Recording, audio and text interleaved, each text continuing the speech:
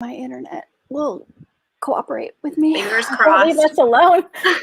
I know. I was just like, I'm gonna have to co-host with Julie. Like, I already freak out enough with other people, but you,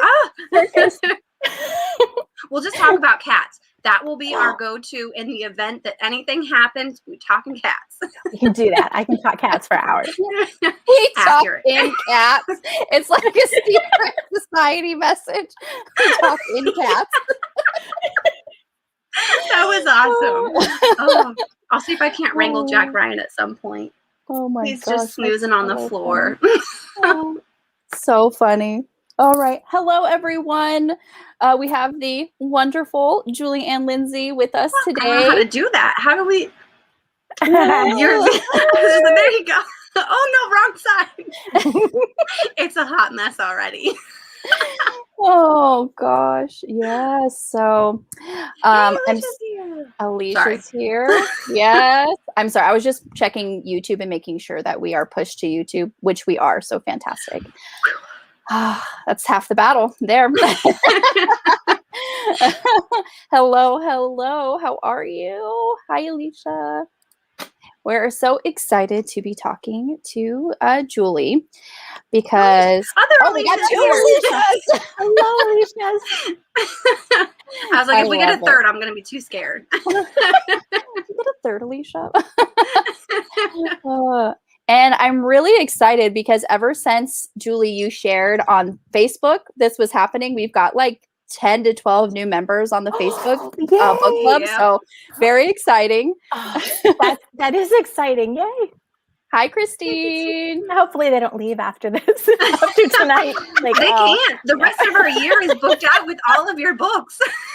Exactly. Hi, Tracy. We hooked them. You posted that picture of all of your upcoming books, and so we've actually figured out how to get all of them in there. We're working on the cozy mystery that you're releasing at the end of this year, so we might have a couple double months, weeks, Nicole. Yeah, maybe go back to weekly for a while. We might have to go back to weekly. Oh my gosh. Like, my ultimate goal is I want to get out there with you, and I want to just come on and surprise them one night and just be there. Like, we can be like live from your favorite Mexican restaurant. Yes. Margaritas and nachos. That would be awesome. Margaritas. I'm going to apologize now to everyone because this drink every time, and Nicole is a testament to this because I text her every time. I'm like, I had the margarita mix again. It's a little bit destructive in the sense that who knows what I'll say. And I'm sorry now. Hi, Deja. Deja. So excited for all the upcoming books. Yes, I'm really excited for Seaside Summer because we're going to be talking about the Seaside Cafe. Wrong side. And then all the books that you are releasing. Okay, so. Do you know, I just turned in the last manuscript for the final Seaside Cafe. I was done with it. It was due June 1st, but I wasn't ready to let it go because it was hard because that was final. Yeah. When I turned it in, it was done. So I asked for an extension that I didn't really truly need. And I just took until Friday to be with it.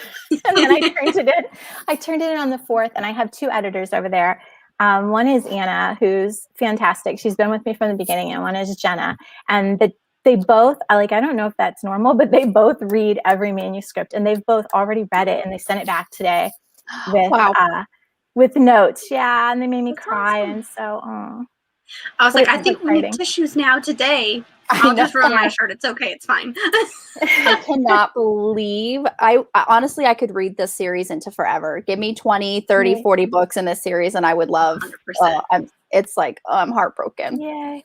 I tried so hard to give it an ending that would make people that finished it want to read it again. Now that they know everything there is to know. Yeah. Hopefully I did that.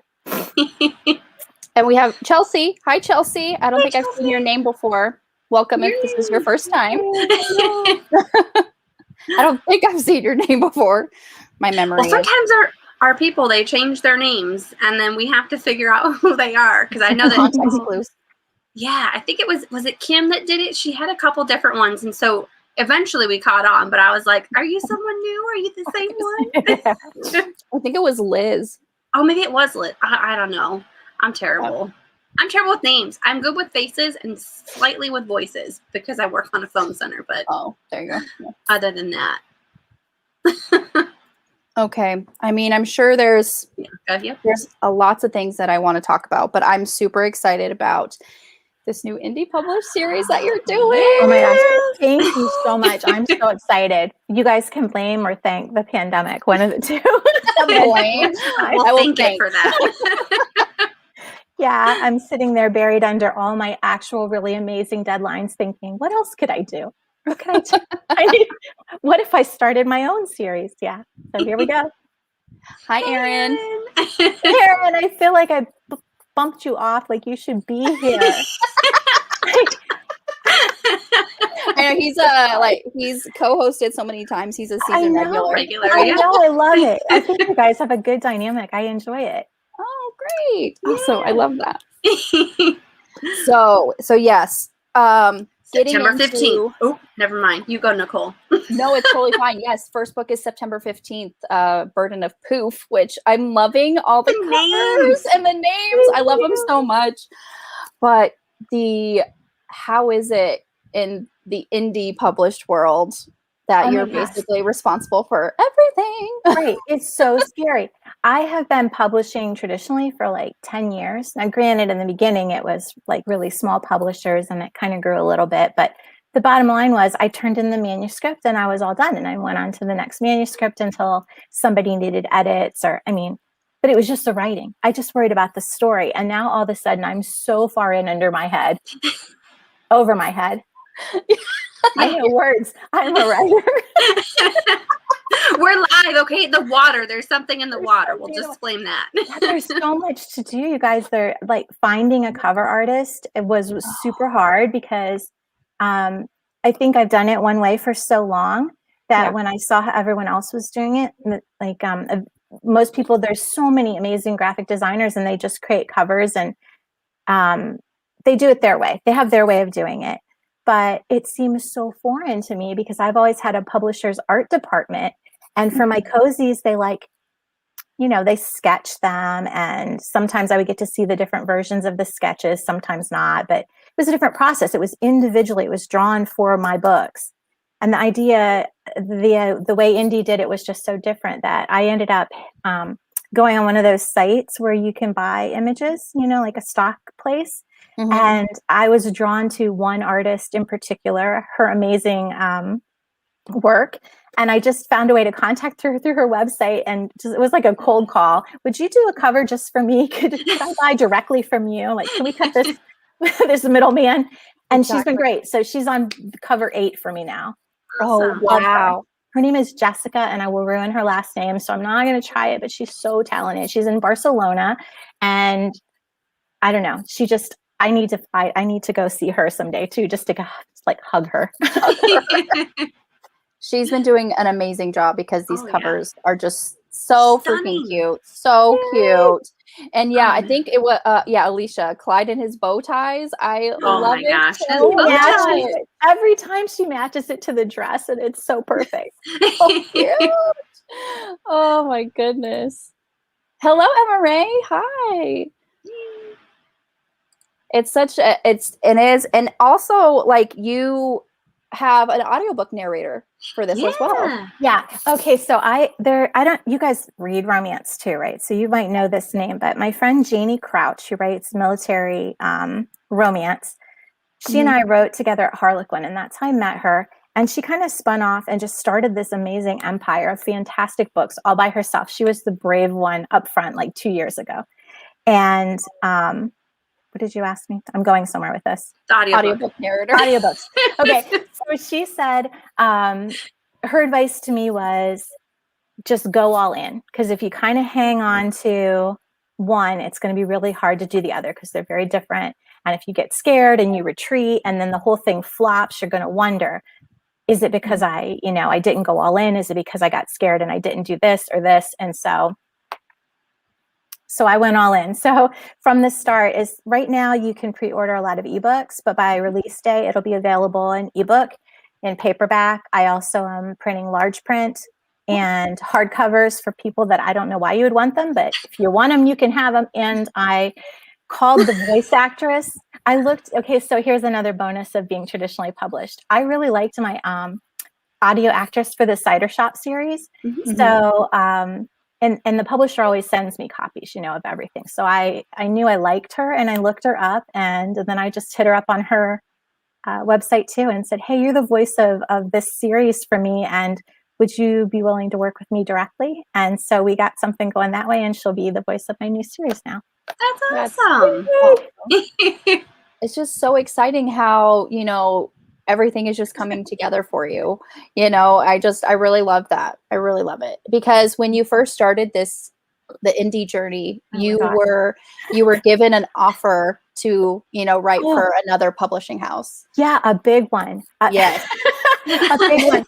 Like one that 5 years ago, Julie would probably have slapped my face for saying, wow. I know, but Yeah. it's time. I really feel good about this. And I guess like Janie said, if it doesn't work out the way I wanted, it won't be, because I didn't try everything and learn as much as I could and give it the best launch I could. Yeah. That's awesome.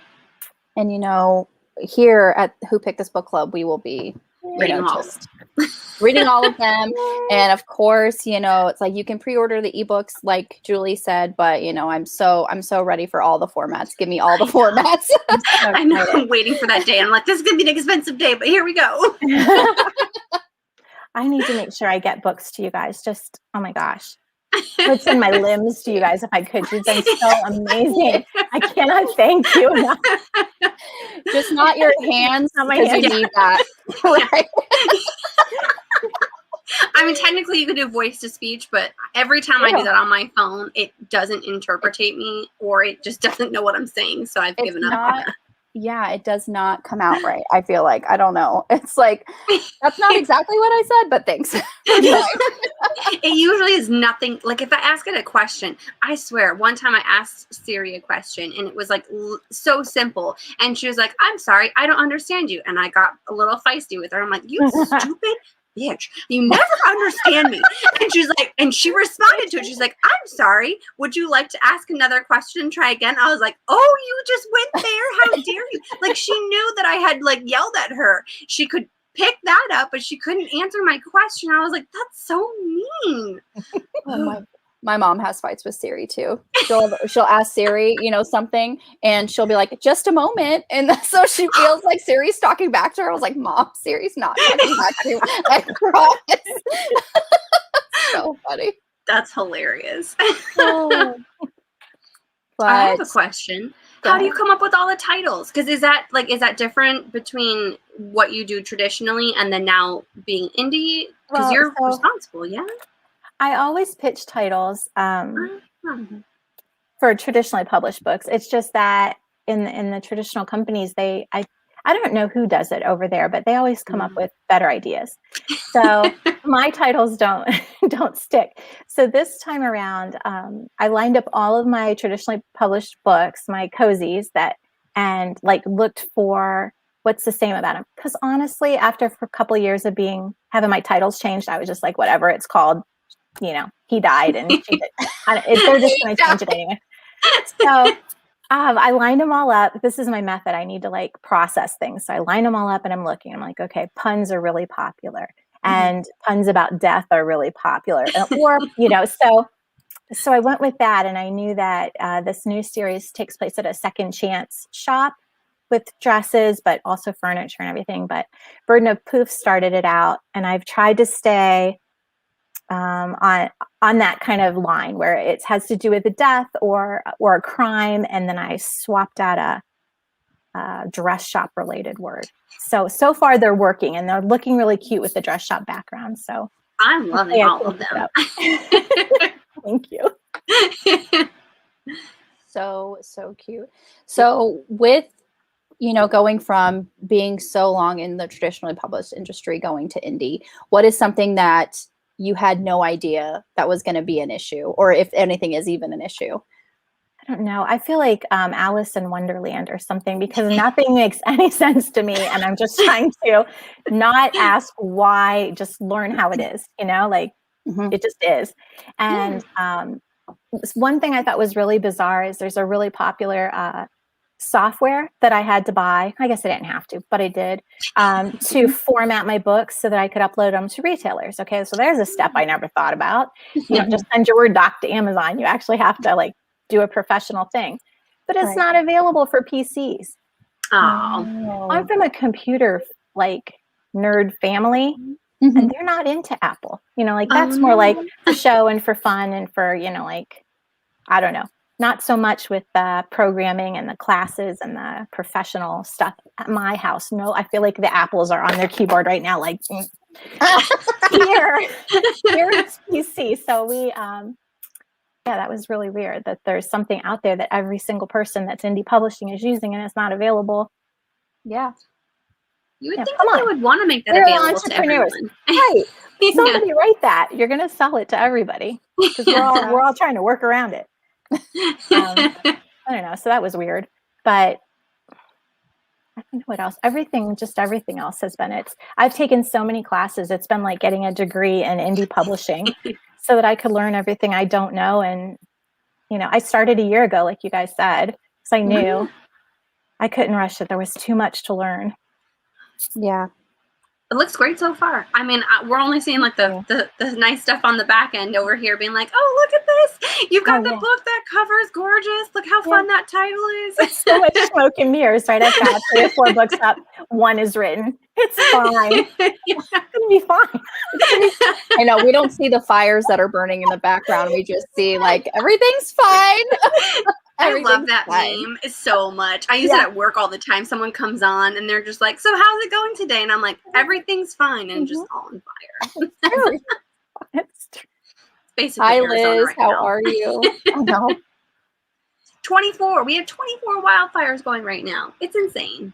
Sorry. Throwing that randomness out there. We did get a little bit of rain today, which is nice. I It'll don't help. think there was any lightning either, too, which is nice. I don't think so.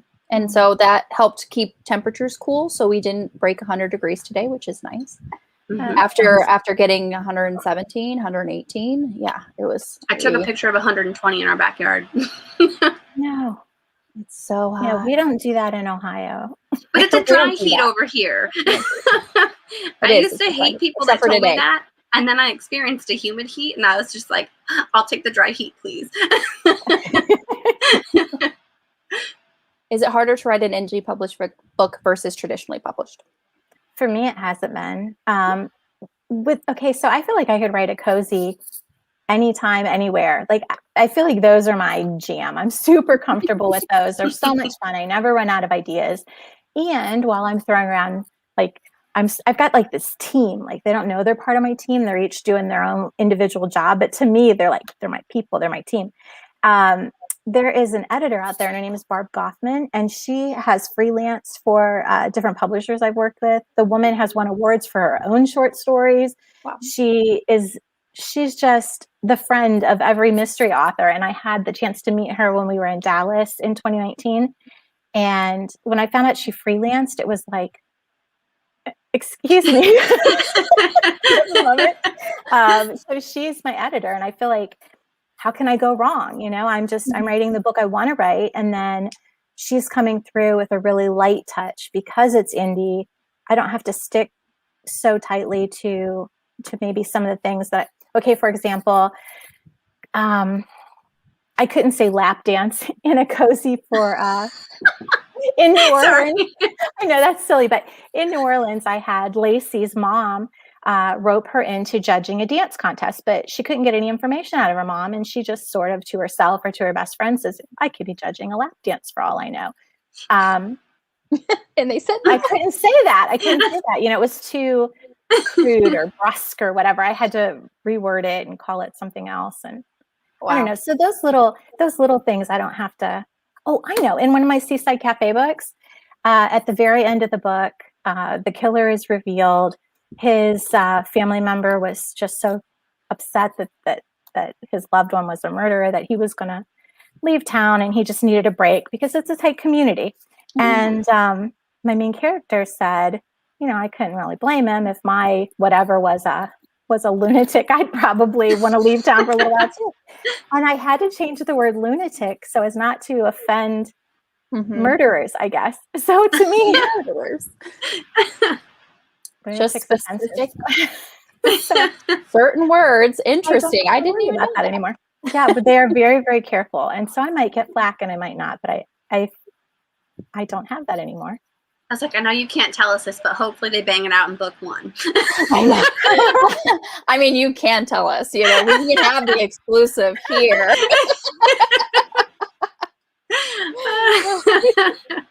We have Danielle is here, and then Liz is saying, write as many cozies, we will read them. Like, honestly. Yay. All of them. Honestly, yes. Thank you. I'm so excited. Yeah, lap I think it dance. was lap dance. It was the burlesque one. Something about, yeah. Uh-huh. I wasn't allowed to say it. Now I say what I want.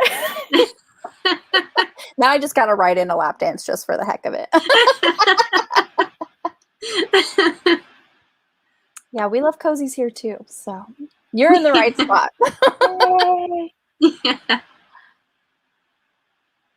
It probably, Shannon, I'm sure that's what it is. Yeah. And if he hadn't tried to like throw her off a roof the week before, she might not have been. So that was the most recent I was like, which one is it? At what point is the killer just crazy? Apparently not yet. Not, I don't know. I digress before I get myself in trouble. See, I told you I would. Yeah, it's just I would never really think of that either, how there are certain words that you wouldn't be able to say. It's interesting. Well, I mean, obviously there are certain words, but right. Right. Yeah, it might be how calling someone yes, absolutely. Yeah. You're right, Deja. Yeah, but all the killers are now just nuts, or what's the other one I can say? What a nut. How bananas, I don't know. Or just call them just a murderer because they are. Yeah. Right. Killer. It's not very stable. It's not very stable. You are correct. Oh, there you go. Yep. I was like, I'm terrible with words, so I'm not going to be able to help you guys out here. I was like, I'm going to leave it to you guys. True. Yeah, it's just like if you had to work around that word, it'd just make a longer sentence and you reach your word count sooner. I feel like it makes it like school. I think of like those things where you have to make it 5 paragraphs or 2.5 pages, and it's like, where can I add like an extra thought? It's not haven't, it's have not. Right. Got it. Not very stable behavior. Yeah. Goes a lot further than psycho. Also, another thing that I am super excited about is book number 3 for the Christmas Tree Farm series. Yes. Man, yeah, that was a long time coming, but it's here. Or it's going to be here in October. I just love that it was basically over, right? It was like they said that they didn't want it anymore, and then all of a sudden just right. Yeah, sales were soft and they just kind of let it be.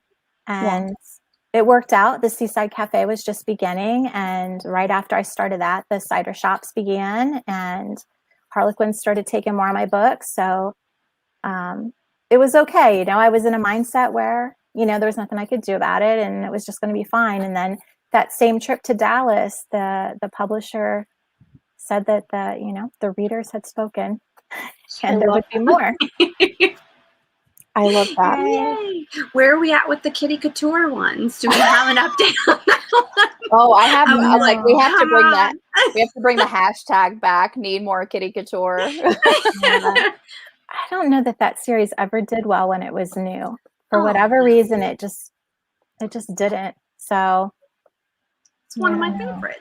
And I love these covers. I was like, we need to get the 4th one. Oh, yeah. Yeah, we were talking about that before we went live. Like, was there going to be Cat Got Your Crown in this edition? I don't think so, or it probably would have been by now. That edition was Harlequin's worldwide mystery imprint, which kind of goes out in the mail. People pay so much money per month to receive X number of books. Bought the book club rights from Crooked Lane for those books, and then they recovered them. Oh, okay. And probably if they haven't bought the 4th one, they're not going to. Sorry. Dang. So what we need to do is at Crooked Lanes and Harlequin. Got it. My fourth book. I need the fourth book in this edition. Please, thank you. I finally managed to get the first one, and I have to go eBay on that one because they're so hard to find. I'm just like, I want this copy. Yeah, I think there was probably only a couple thousand printed. However many people in the book club would have ordered it. And I think that series has even a different a different cover on the audiobooks, which is Yes. There's 3. the one book has 3. I'm gonna pause so I can cough. I don't know what's going on. I thought it was me earlier. I was just like, I had to try not to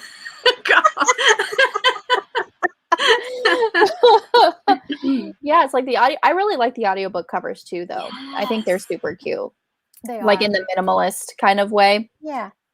Cider Shop will be my birthday present. That's so throw a cute. shout out right now. Audible's having a huge sale, and I know that your books, Julie, are on sale.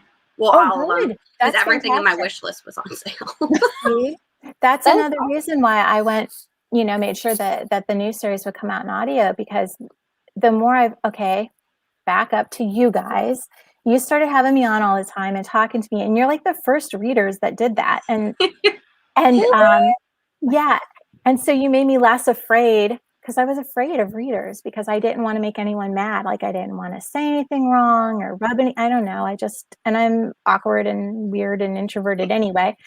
But once you guys were talking to me in the whole book club, and I started posting on social media more. So it's been maybe since last fall, and I started a reader group and posting every day, and people are talking to me, and I found out it's okay, and people are really nice, and I don't have to be afraid. I know Nicole was just like, go ahead and at Julie, it's fine. And I was just like, I was the same way. I was terrified to at you. I was like, oh my God, she's gonna see a post that I posted. Like, what if it's not perfect? What if I do something grammatically incorrect? It's been so good to be able to talk to people about my books and talk to other readers about what they're reading, and just, it's so much less lonely and weird. Thank you guys. Oh, you're so welcome. I love that we're going back to Seaside, because that was my first series that I read, by you. So it will always have a special place in my heart. This is honestly my favorite cozy mystery series of all time. I love it so much. And so many people into it too. Since you introduced me to Nicole, because I think I posted in your cozy group too. I was just like, I want to give people should I give them 1 and 2 books of the series, or should I do 1 of each? And everyone's like, get 1 of each. And then Barnes & Noble was going out of business. So I was just like, here's all of these. I'm just going to steal these for myself and give them to my friends. So then they have books 1 through 3. And then I have a friend, and I think I told you, Julie, about her, where she was in book 2, and she's just like, if Everly and Grady aren't together by now, I'm going to be very upset. And then she was just like, I bought the 4th, the 5th. So she bought that one. She pre-ordered the 6th one, and so I had to tell her the other day, I was like, the 7th one's up for pre-order, and she's like, I'm on it. So she's got all of them too. It's wonderful. So good. See? And the slow burn is such a thing with cozies, and I won't have to be quite so slow in the new series. I'm looking forward to that. So it's like Nicole would crack me up every time a new book would come out, and she'd say, why does it say they live in this small town? They haven't talked for 3 months. Where's he been? What is he doing? And I'm like, well, I don't know, but I can't let them get together. It's got to be a slow burn. I can't let them get together yet. I'm just like, how are they going to end the book with a kiss, and then they don't talk for 3 months? I don't understand. Yeah. Oh goodness. Responding to this question, Liz, I feel like, readers do have a lot of power, and that just shows you what it, for the Christmas Tree Farm series, that series, like Julie was saying, it was kind of just stagnant. It really wasn't going anywhere. And then it just kind of gained traction again, and the publisher just renewed it. And I just think readers do have power, I feel like. So really need more Kitty Couture. Just I know, that out there. I think readers were like going to the website. They were looking in the book, and I didn't know that, I didn't know this was happening, because back then I didn't talk to my readers yet. I was like hiding in my author hidey hole. But they would go and look at and then, it's by Jacqueline Frost. So nobody knew that was me. Like, how would you know that was me? And I've told everybody. Yeah, well, now I want everyone to know it's me. I don't have to be hiding anymore. But they looked and found the publisher, and then they went to the publisher's contact page and were like, what, where is the, it's been a year, it's been 2 years, where is it? And then at one point somebody told me they started a petition. So I don't know, but That's you guys awesome. brought it back. You brought it back. And yeah, so hopefully book 3 will live up to the wait and to the, I don't know, the anticipation. I'm so excited.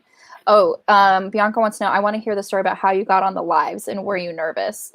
I don't know how I got here. I think I remember. I just asked. I feel like you were part of one of the lives when we were talking about one of your books, and it just got mentioned where, someone said, "Oh, Julie, you should be a part of the live. That would be really cool." And then you responded, "Oh yeah, I'm totally down." I'm just like, wait a second. Okay. And so like I think immediately after the live, and I'm like, were you serious? Because I would love to have you on my channel. So I think that's how it came to be. So whoever mentioned it, thank you. I honestly, like when Jen was saying, like I told her to at you or like DM you or something like that. I say that with so much confidence, but then when also I'm trying to DM you, I'm just like, the panic is real. It's like, I got to say something really eloquent and make sure I don't sound like myself. Oh, yeah. You can tell that's from before you knew me. I think the first time we reached out, because it was after the first live, I was like, should I thank her? Like, I want to thank her, but I'm like really nervous about saying anything. And she's just like, just do it. Oh, this is great. Can we have more burn? Can we have more spice? I was like, Arizona's on fire. Just put your books on fire as well. I'm just curious with these with the indie published cozies, are we going to have more spice potentially? I think it will, to me, they feel more like my early mysteries. There was a little more these ones. Yeah, kind of. With the Geek Girls, with Patience, even with the Kitty Coutures, I feel like there was more blatant flirting and banter, and it was more almost like chick lit vibes to it. More, I don't know, sass is what comes to mind. But when I started trying to write more traditionally, I really toned that all down. So a lot of the traditional readers don't mind romance as a secondary line, but they don't want it to play a big role. I've gotten a lot of flack. I've been invited to book clubs, like online book clubs. And then when I get there, the questions are like, why is there so much romance in this? If I wanted a romance, I would buy a romance. I never know what to do. And I think this is why I like to hide from my That's me. Like, I'm going to introduce you to my Who Cozy book club, and then we'll go take them down for you. I like romance. I mean, I write romance. So of course I want romance. And nothing messes up like your time better than a new romance when you don't know, I don't know. So I really like it. I love it in there. I love it. I love it. I know when I first heard you mention that you're getting some kind of hate for, putting so much romance in your cozies. I was like, that's what I love about your cozies. That's what I love about it. Because there's such tension. It's wonderful. Tension. I like the chemistry and the tension. And it's so sweet. It's so genuine. And yeah, I like it. And so I'll always have it. And they'll probably move a little quicker. Like, I don't see why your heroine can't date the hunky cop after a couple books. Like, why can't they? That just makes more of a mess, because then it's easier to yell at somebody who's not your girlfriend from the cop's point of view and tell her to, sod off. You can't do that if you're spending your evenings together. So I think it would just make it more fun if they were, if there was that extra layer of relationship. And so I'm hoping to do that. Yay. Oh, Alicia, emailing Harlequin. Awesome. I would love if one of your series was a movie or a show or something. I would so die. Would I. I would like that a lot. Okay, everybody, you gotta add Hallmark or email them. You gotta make it happen. All right, what's our hashtag? Go. I know. Someone come up with a hashtag to get one of Julie's books and a Hallmark movie. We should probably put our full force into one, though. Which one's it going to be? I would love Seaside. Honestly, I would love Seaside. Deja says more More spice. spice, Deja. Make it more spice. More spice. I was like, it might not appeal to like the cozy mysteries, but you might gather like all of your romance readers. Like you could wide open that if you bring them into a new genre, and then it just explodes. And that's why you're the queen. You just get everyone in. Yeah. Just pull them in. Tracy, I agree. We love romance. How can there? That's no. I know. The limit doesn't exist, to quote. The limit does not exist. Quote me, girls. If you could take any of your series and have it a movie or movie series, which would you choose? I vote know. Seaside. I'm like Seaside, but I'm also wanting Kitty Couture. Ooh, I know. But you could have so much fun with it in Louisiana. And then I loved like the supernatural bit that we started to get in there. So I was just like, ooh, that would be so fun to see. Yeah. Oh no. Supernatural. Sorry, I'm just reading Erin's comment. Waiting with Molly kissing. Right? You use the guest room. No, they can't sleep over. That would the townsfolk not allowed. No. Yeah, We'd be gossiping right. galore. Couldn't have that. The Christmas Tree Farm would be amazing. Oh my gosh, that would be an amazing Christmas Hallmark movie. Oh my gosh, I would. Oh, yeah. I would. That's like every author's dream come true. I can't even imagine. It's happening. We're gonna make it happen. We got to come up with a hashtag, and we got to just either email Hallmark or we got to at them on Twitter, Instagram. Both. Both is good. Both is good. We have a mission. Did you choose to accept? It's to just, wow, our inbox is flooded. True. That's a good point. Drum in. Like, yes. Well, wouldn't that be wonderful? Because I think you do it in a couple of your series with Easter eggs where you have characters from your other series in the different ones. And so I was just like, that would be a great way where you could just like, they have their, in the last of one, you introduce them and then all of a sudden, oh, let's go ahead and go into this series. And it just continues through all the books. That's actually two things. So I really wanted to put Jack and Lacey in the last Seaside book and I didn't get them in there. And I'm a little sad about that, but there was so much I needed after 6 previous books to wrap up. I couldn't get them in there organically without making it be like, oh, I don't know. It just was awkward. Characters. Here come 2 people.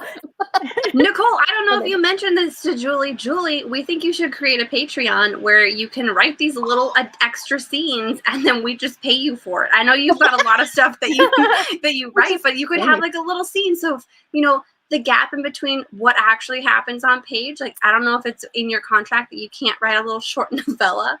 When things get heated. And a little like extra scenes. That would be cute. I would like that. I wrote a 25-page prequel for my new series that I'm just going to give away. That's so awesome. Maybe I could also write it on the Patreon. Put it on the Patreon. I was like, I don't know how to do that though at all. So I have no idea either. I'm sorry. Isn't just Hallmark always doing Christmas movies? Yes. Oh, I remember that now. Yeah. Yeah, you were the one that said you were going to tell her.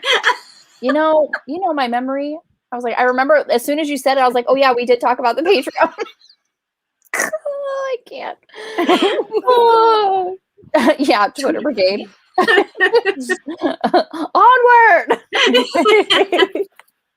It would be so fun.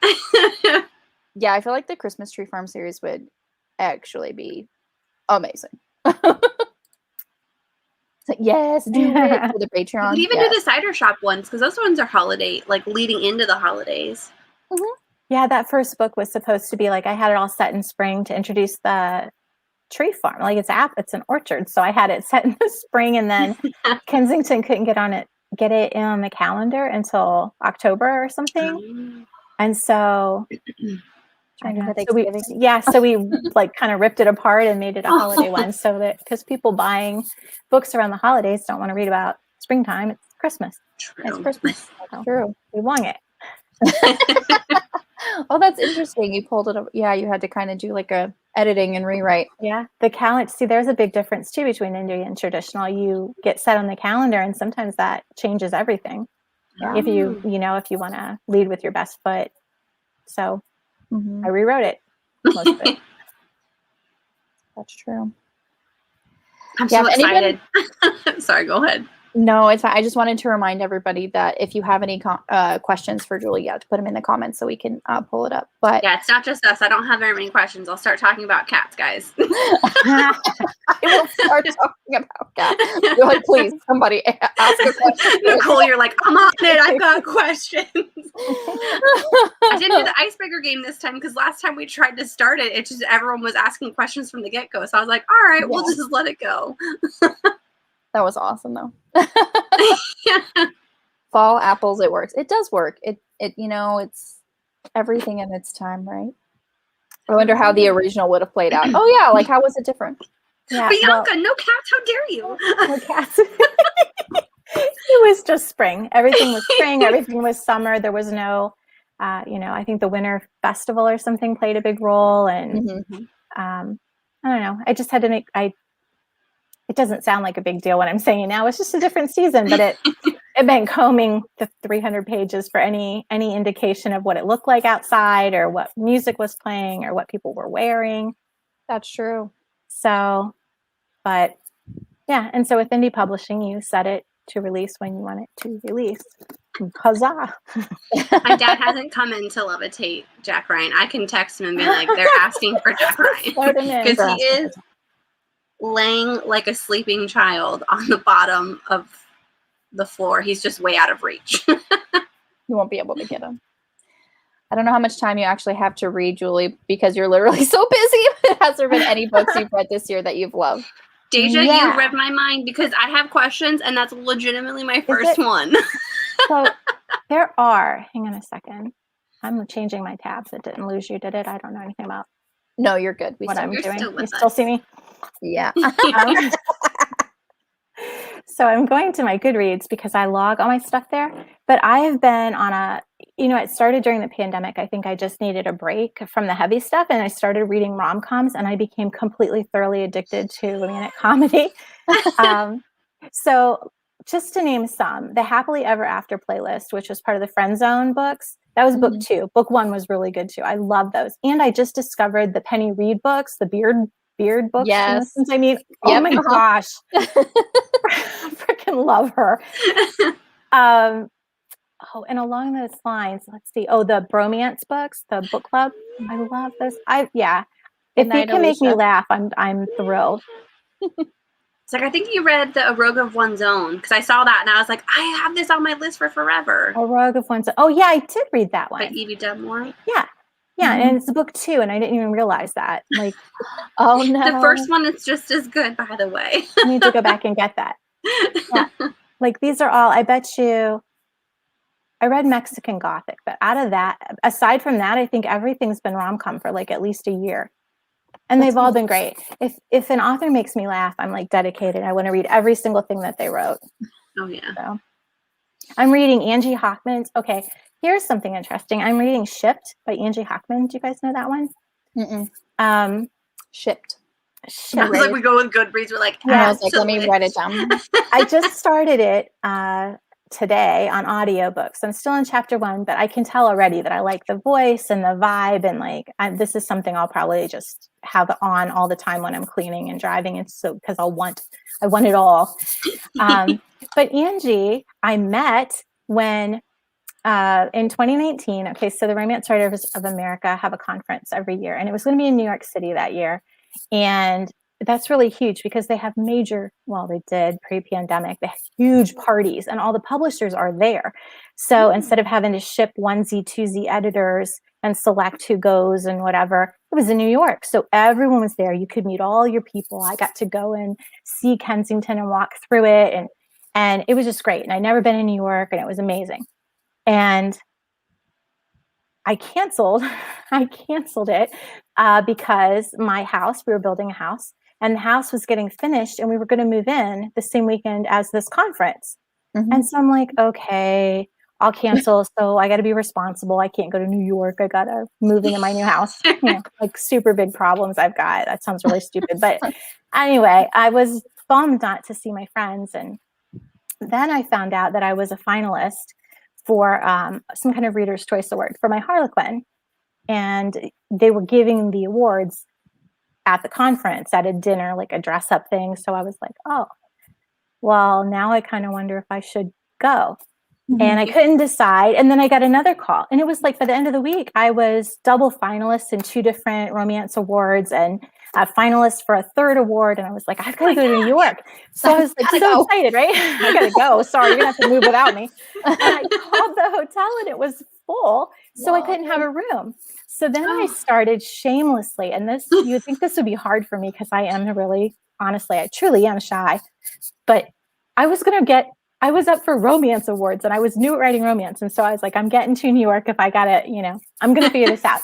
So my friend who is my critique partner now, Danielle Haas, and she writes romantic suspense, and she's got a romance that's coming out with Harlequin, I think, next year.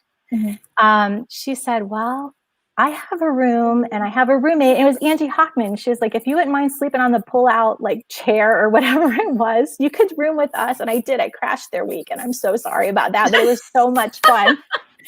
And Angie won a what was it called? Whatever the Rita is for the Published Award, and it's not a Rita anymore. But then there was another, like a big deal, golden. I wish I knew. I'm so sorry, you guys. But anyway, she won it. So I'm meeting her, and she's winning this award, and it was so cool. And she was a super nicest. And then now, 2 years later, I'm reading her book. They made it a book, and I've got it. That's awesome. Hi, Charles. Charles is here. So many Deja books about saying, ships on Hoopla. Sorry, I just want to say. Deja wants to read it, or she's heard good things. I think it's like the Unhoneymooners, but better and possibly steamy because the Unhoneymooners is Fade to Black. Yeah, I read that one too. That one was good, but it was. Fade to Black. Unfortunate. It's so funny because you read like the Beautiful Bastard series by Christina Lauren, and then you read this one, and you're like, what is going on? Why is there no sex? Rude. Oh my gosh. So okay, Jen, do you have another question? Oh, yeah, okay. I mean, that was the best. That was my first question because I was like, oh, that'll be a good one. Me and Deja, we're on the same page. Let's see. We already asked about that one. Hold on. Let me delete some of these. Oh, I don't. Okay, I'm going to read this with. Oh, hold on. Oh, okay, people are going. So, okay. I had to make sure that it was a good question because I was like, I wrote this like 2 weeks ago when I woke up, and I was like, these are some good questions. I should write these down. These are some great questions. So, you've mentioned that Bonnie and Clyde will be an 8-book series with a spinoff. Multiple spinoffs? Well, I'm not sure. Maybe. So the spinoff, okay, here's the big secret of the night. I don't tell anyone so they don't steal my idea because I got to write 8 books first before I can start my spinoff. It's going to take me a while. Don't steal my idea. Don't steal my idea. But because it's Bonnie and Clyde, I wanted to do a spinoff with similar names. So the spinoff is going to be Thelma and Louisa.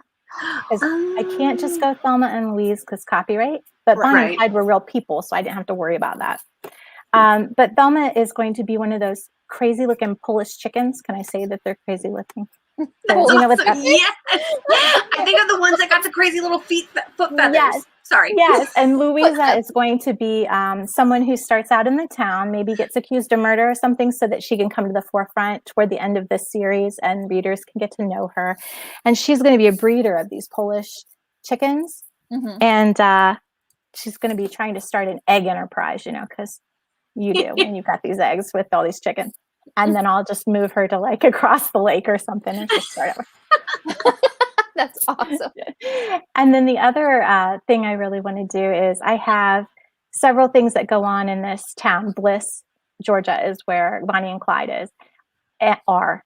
And I have some things that feel supernatural, kind of like with the Seaside series, but It's a Polish chicken for anyone that doesn't know. yeah, oh That's gosh. awesome. I'm sorry. I had to look it up. I love them so much.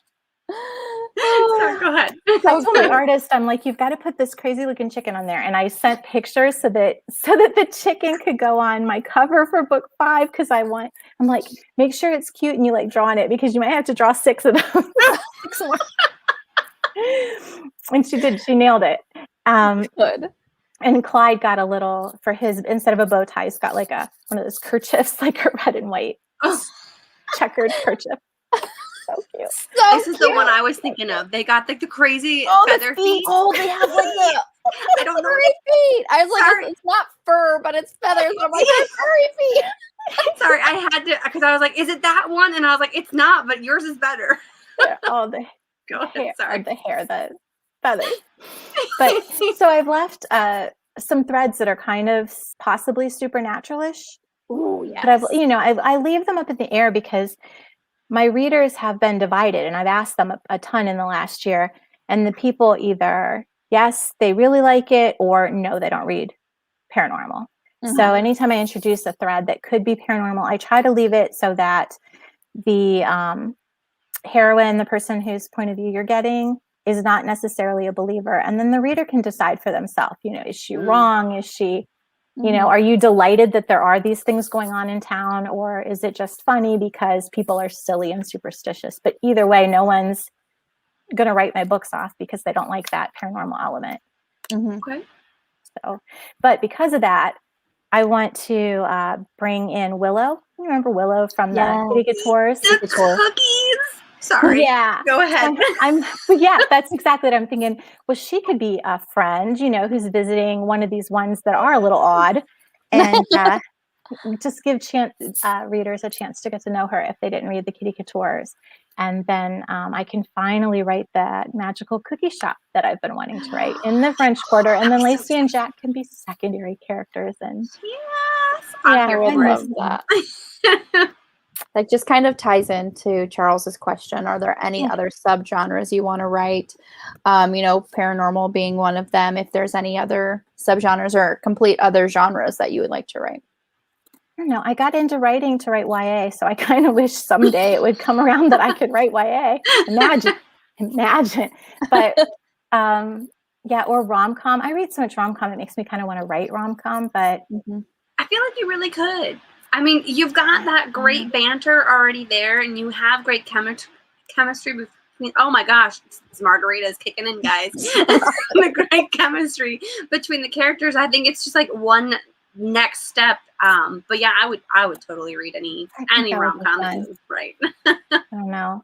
I would probably, I think if I ever left cozy mystery. Now, if I did another genre of self-pub, I would probably do romantic suspense because I feel very confident in that too. Mm-hmm. But if I was going to try something brand new, I think I would be calling my agent and saying, help me find a contract, help me go, because that's like, if the traditional is going to take it and they're going to work with me, then that's a level of, I don't know, it's like a cushion, like it must be okay, or they would have told me to go, Kickstone, lose their number.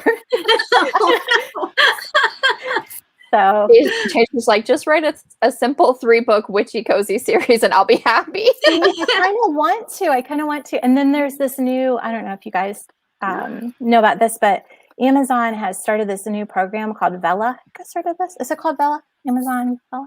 That sounds right to me, but I don't know if it's right. I haven't heard it, no. Anyway, the platform seems to be like, to me, when I look at it, it looks like fan fiction, because you can go in and you can write shorts, and they can be as short as like 600 words, which is really like 3 pages, or up to 5,000 words, I think. Don't quote me on any of this. This is all general, Julie's memory. So, so you write installments, and you get a little like icon, like a little thing for your profile, not a picture of you, not a book cover, but that reminds me of fan art, and fan fiction. And then you can put an author's note, just like fan fiction, at the end of each installment. And so to me, it really feels, but the idea is to get that readers want short little like serials where they can, everyone has a cliffhanger and it pulls you into the next, to the next, to the next. And I have thought that it would be nice to start like this paranormal, maybe even with the cookie shop, in a situation like that, where I'm just throwing out a few pages at a time and just leaving it just to gauge interest. And if I think that everyone that does that once, so they're gearing up authors right now and they're telling us, write these installments and save them, and then they're going to launch it all at once in a couple months. But I don't remember there being a hard date for launch. But then they were going to let the first few episodes be free to, and then you would pay somehow after that. But I thought that was a brilliant way for me to, try something new, like a witchy cozy.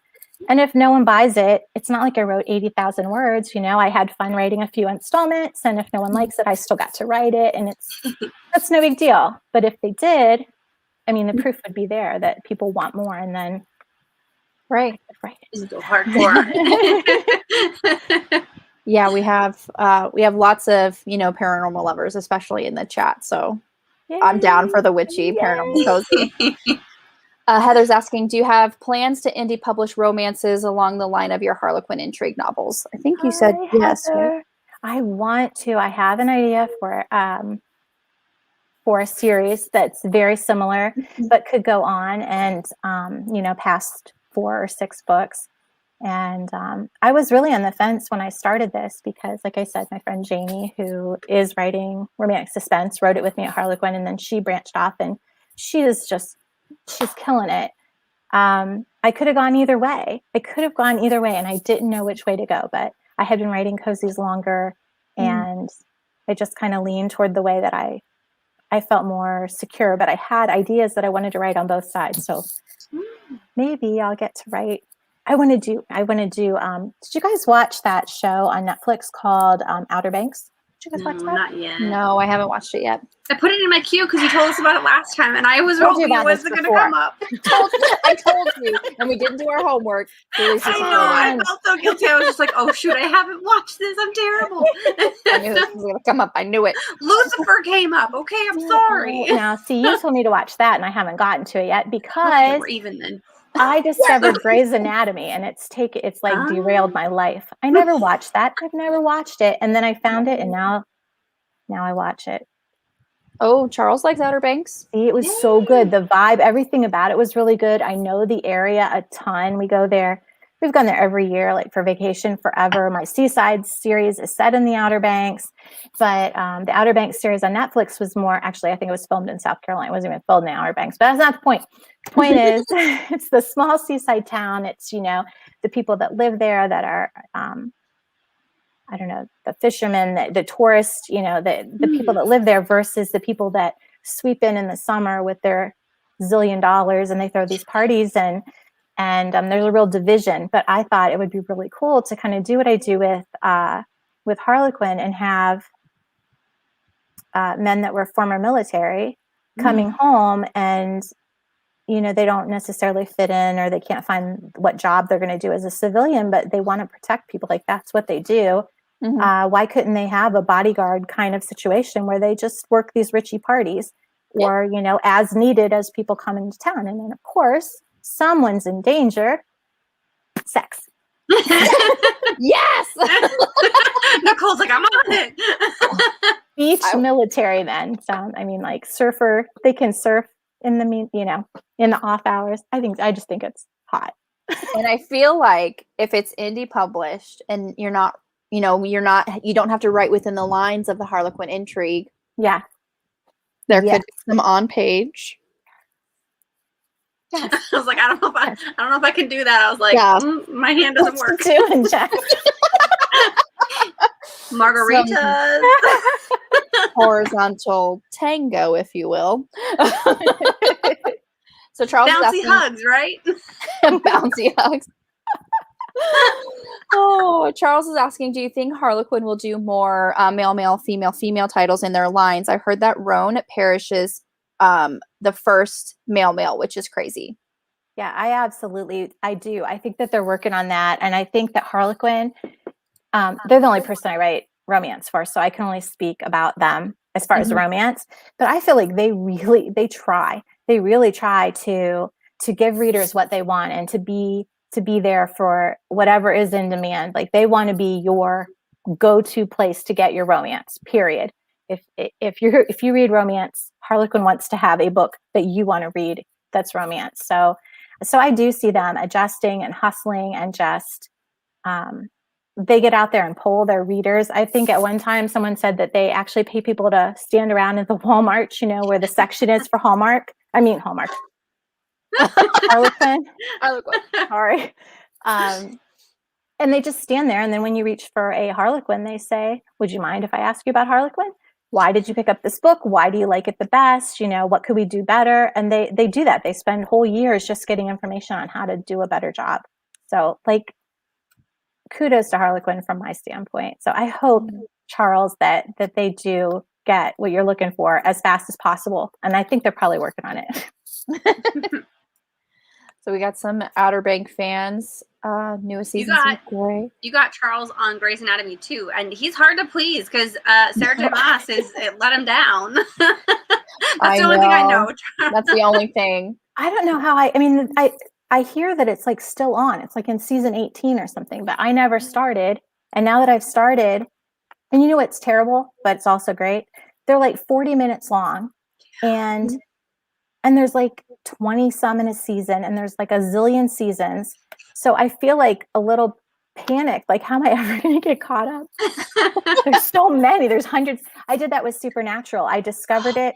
Well, I didn't discover it, but I had small kids up until a certain point that I could get away and really watch it. So I came into Supernatural in season 9. And I think I watched 9 seasons in, a month or something one summer. And now I'm back. Amazing. I'm back with Grey's. I'm trying to I want all of it right now, but it takes so long. Sorry, Charles. Sarah J. Maas. I'm terrible. I watch all the books that he reads, and I'm just oh, these are all on my TBR. And I'm I wish I could read like you, Charles. I really do. Don't bring up the Sarah J. Maas discussion. I feel like every time Charles is in any kind of live stream, we always do. I feel like they are making Karina press the line of Harlequin to have female and male stories. I noticed that the last time I was on the site. Okay.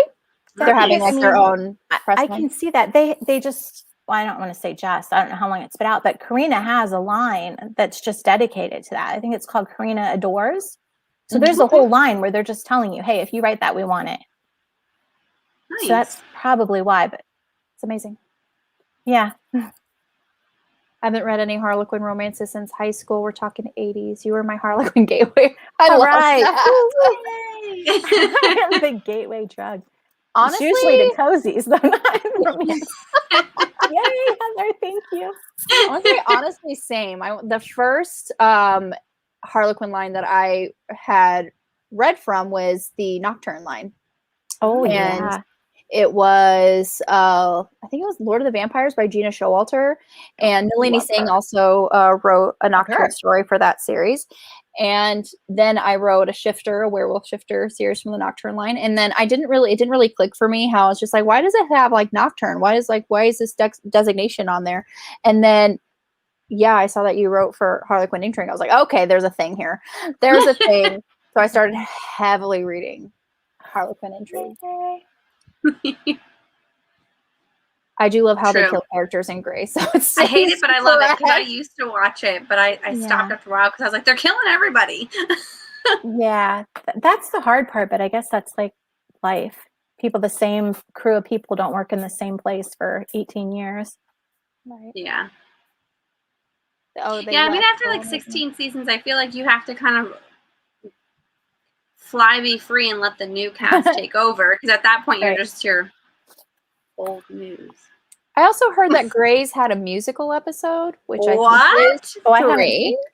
I feel all of these series, everything does that, and I wonder if all of these actors are I learned to, because to get acting roles, I think they all go and they learn to sing and they learn to dance and they learn to do all this stuff. So every once in a while they throw in these roles, and I feel it's the actors going, I didn't learn this for nothing. I know, right? I feel like for Super, because I remember the first musical episode of a show that I watched was Buffy the Vampire Slayer. And I felt like in a supernatural show, it just makes sense because there could be a spell, there could be a curse, there could be something where it causes the musicalness to happen. In a contemporary show like Grey's Anatomy, why are they singing? They did it in Lucifer this past season because all of a sudden they broke out into song, and I'm like, what's happening here? There was a reason for it. But at the same time, I was just like, I'm very confused. But yeah, we knew that the main character could sing. He's got a beautiful voice. We'll leave it at that. He's got a beautiful everything. Yeah, that's what I was thinking. He's got a beautiful everything. Gateway Cozy, Gateway Harlequin. Oh yeah, I started that show for a reason, and there were 6 of them. 6 reasons. Look like a package of Hawaiian buns there. Yes, that's not the margarita talking. Which Harlequin line should I try out? I'm so hesitant about diving in because I love audiobooks. These ones right here. Right here. Did you try Intrigue? Did you try the Intrigue line? I love Intrigue. I love, but yeah, there's gonna be no like graphic sex on page. Yeah, that's the one thing. I like Blazes. I like Blazes, the Blaze line, even though it's not a continuing series that discontinued a while ago. But I like it. I like the Desire line too. I saw oh my gosh. Now it's gonna get hard to talk, friends. I'm super sorry. But yeah, I stole all 8 of those Blaze books from you, Nicole, and I have yet to read a single one. It's so funny you did that, and then I bought a box of 75. I'm like, okay. You thought. I almost bought that box though, because I asked you about it. I was like, how much is too much to buy for these? But because I hadn't read any of the first 8, I was just like, I don't know if I should buy these. I should have just done it. I thought Harlequin you could only get by mail in, and it was written with an older audience in mind. So not true. Yeah, not true. It's not true. Yeah. No, but I would have thought the same thing though. They do. They still do that. The book club to the authors, they call it DTC. It stands for direct to consumer. But that's their deal where you pay per month and you tell them what kind of books you like, and then they just give you a selection every month. They ship them right to you. Sorry, I just read you comment. Thought it was a bug. I probably would have freaked myself out as well. So. Oh my gosh, so funny. Just catching up on the comments. Comments. Well, we're talking about Grey's Well, they're talking about Grey's Anatomy. So that wasn't even my full question. So my question for you was going to be, do you think it continues after 8 books, or do you have it set so that this new your self-published series, will it stop at 8, or is I'm going to make it stop at 8. Okay. Only because I think that, I don't know how you guys are going to take this. Take it for what it is. It has been my experience as a reader and as an author that sometimes series just go on too long. They just go on too long. And I think that in the traditional world, some series goes on too long because they're meeting a threshold of money. And readers are still buying the books, but they're maybe not satisfied anymore. And the reviews are starting to go down, but you've been in it this long and you feel like, well, here's another one. And it's like, I don't know, the dynamic, it's not quite so exciting anymore. It's like, oh, the new one by this one came out, so I'm going to go get this. And it just gets really weird. And so as an author, I don't want to do that. I think that if I set the reader expectation, that's the part I don't want to be offensive, that from the start, this is an 8-book series. It's only ever going to be an 8-book series. It just is an 8-book series. And then my spinoff, my Thelma and Louisa, I only plan to do 6. But, I've got it set out, but there'll always be spinoffs. And then the characters you love can show up again because they live in the same world. So you can still revisit them. And, by book 6 with Thelma and Louisa, maybe my first couple is married. Maybe she's adopting. Maybe they've got a goat. I don't know. But whatever they've got, you'll get glimpses at their life continuing, because as a reader, when my series is over, I think about them sometimes, and they're real to me, and I wonder like what they're doing now. And I think about Lacey and Jack all the time. But with spin-off series, you'll get little peeks of what they're doing now. And so that's kind of the plan, is just to keep branching the worlds. And then And then as a reader comes into one of the branches, let's say they discover Thelma and Louisa and they get a scene or something that's entertaining to them with the first couple. Mm-hmm. Well, if you want to know more about that couple, there's actually 8 books for you. So yeah, I feel like that's actually really smart, because that is very true. Usually around about 6 or 8 books, it's very true. It does. It starts to get older. It starts to feel like repetitive, and you're just like, okay, well, how many times can you do this new? But that's a really ingenious way kind of to set yourself and to know that you have those 8 books. So you're already prepared to like, I'm going to have it wrapped up at this point, to a point where it's nice and a little bit of a nice bow, but we can add little twirly things at the bottom, and they can kind of come out here. We can add a little extra color in there. So I actually really like that. That's the plan. Bravo. I'm happy with that answer. Thank you. I love it. I like that you have a plan, and it just leaves, the expectation is, I like this, the law of diminishing returns. The 5th bowl of Fruit Loops is never as good as the first. That's so true, Heather. Yep, you're right. That's okay for 8 books, as long as there is another 8-book series of something else next. Right. Fingers crossed. Fingers crossed. I'm just gonna have to figure out how to keep them coming, how to write enough. I don't know, you guys.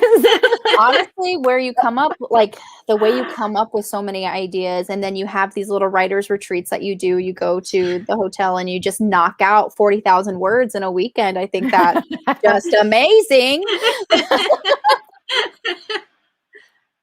I wish. Yeah, I definitely couldn't write as much as I write if it wasn't for that. And I started going away during the pandemic because so everybody's like, everything's closed. No businesses are open. You can't travel anywhere. And I'm like packing my bag because everyone is at home. I write from home and everyone's here. So all of a sudden my work is like plummeting, but my deadlines are not changing. I still have to produce. So I was like rolling up to the hotel when everyone's like masked out and they've got hazmat suits on. And I'm like, just show me to my room.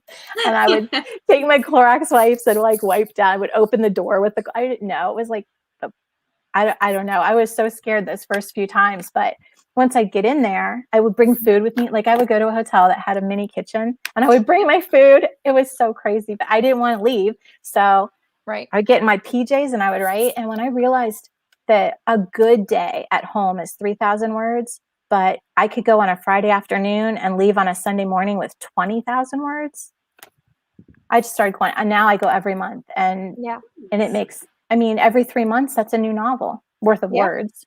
Right. So that's 4 extra books a year. That's amazing. Awesome. That is amazing. That's true. Like you never think about, how, everybody is home now and you're like, wait, yes, I cannot write with you here. I feel it. I feel it daily. And when you're home, they want things, it's not even just the noise, because my kids aren't kids anymore. My oldest just graduated from high school and one's learned to drive. And my youngest is loud. She's a cheerleader and she is loud, but, they're not needy. They're not like little kids, but it's like they see my face and go, oh, hey. And everybody just has a quick question. Right. Mm-hmm. And then the day is gone. And I haven't, they like choreograph it so that I only have like 3 or 4 minutes before the next one comes around, and then the next one.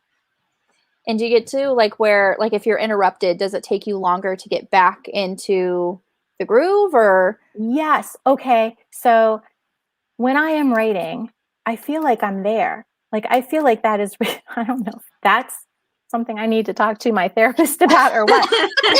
I feel like I'm not here anymore. I am there. And, sometimes when I'm writing is really intense, especially with the abduction scenes, or maybe it's a romance scene or whatever it is. It's important and I'm in it. And it's the same sensation to me being interrupted. It feels like someone has reached underwater and pulled me out, like there's this, and it takes a minute, like, what? And then it's always something stupid. Are there no more blue popsicles or whatever? Like, I don't know what. I get angry and it's just not nice. And then it takes me a while to get back in the moment and like to pick up where I left off. And it can be very frustrating.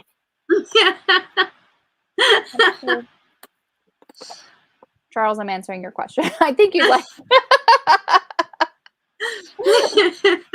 But Yeah. so that is, especially if there's a slow burn relationship to enjoy, always cheering for them to get together. Not sure if I could wait 4 to 5 books. I was like, hopefully we get a Yeah. book kiss in book 1. I was so excited in was it Patient oh Margarita. Patience Price series. Where didn't they do some things in the first book and we were super excited. We were just like, where are we? Who are we? Right? Because they did things. It was happy. I was happy. Sorry. I'm answering. Oh, They did things. They might have. I'm telling you, that Patience, I didn't know. I was winging it. It was off the page, but it was enough that you knew you were given some things and you were just like, oh, I know where this is going. You wanted more, but you were like, all right, this is more than I normally get in, like, say, the Seaside Cafe. So I know that you had mentioned before that was that your first dip into cozy? So you really weren't sure what you could do? The Patience Price books, I realized those were my first.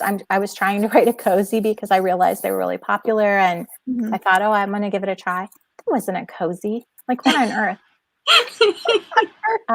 It was definitely like Amateur Sleuth, because I think those can be more chick-litty, more like Janet Ivanovich, Stephanie Plum, like not cozy but still fun.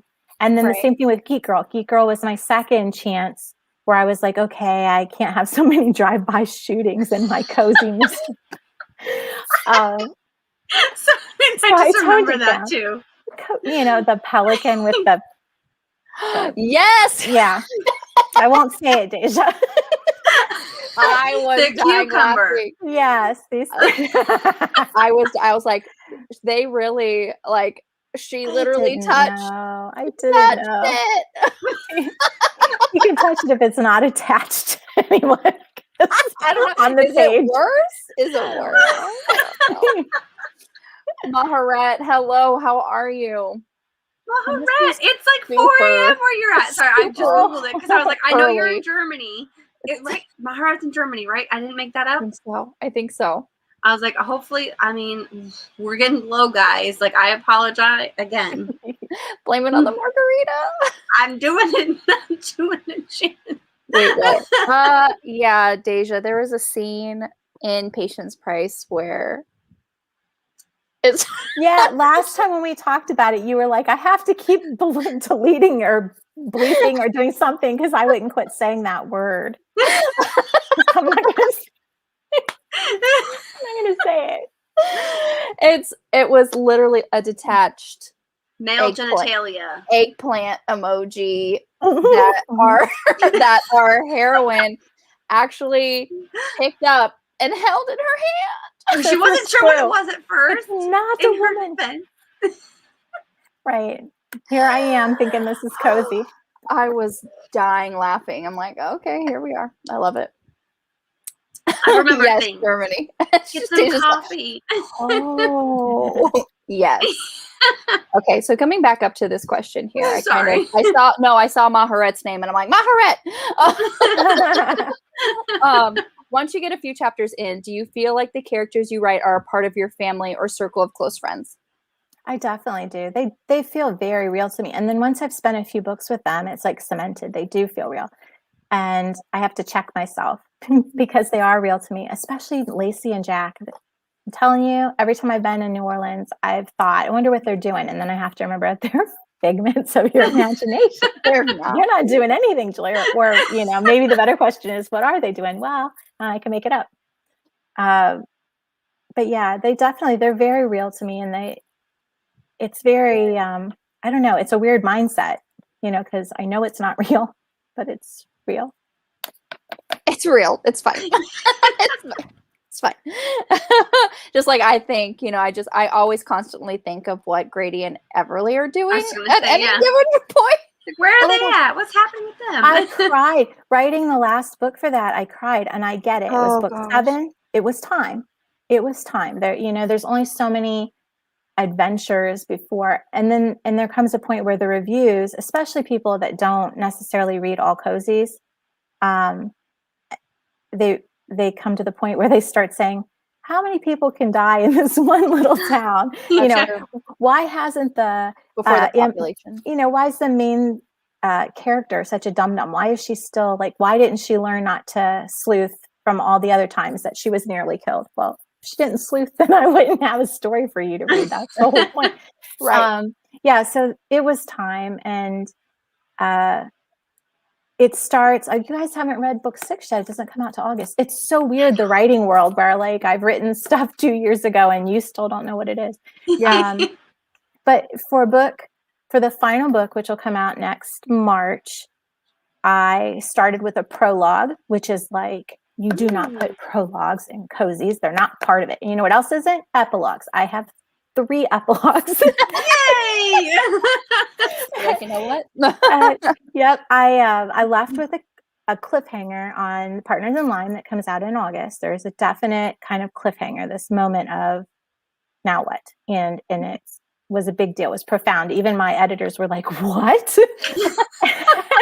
And at that point I wrote to them and I said, well, I hoped you'd react that way. And here's my thing. And then I told them, I feel like that this is my longest cozy series so far.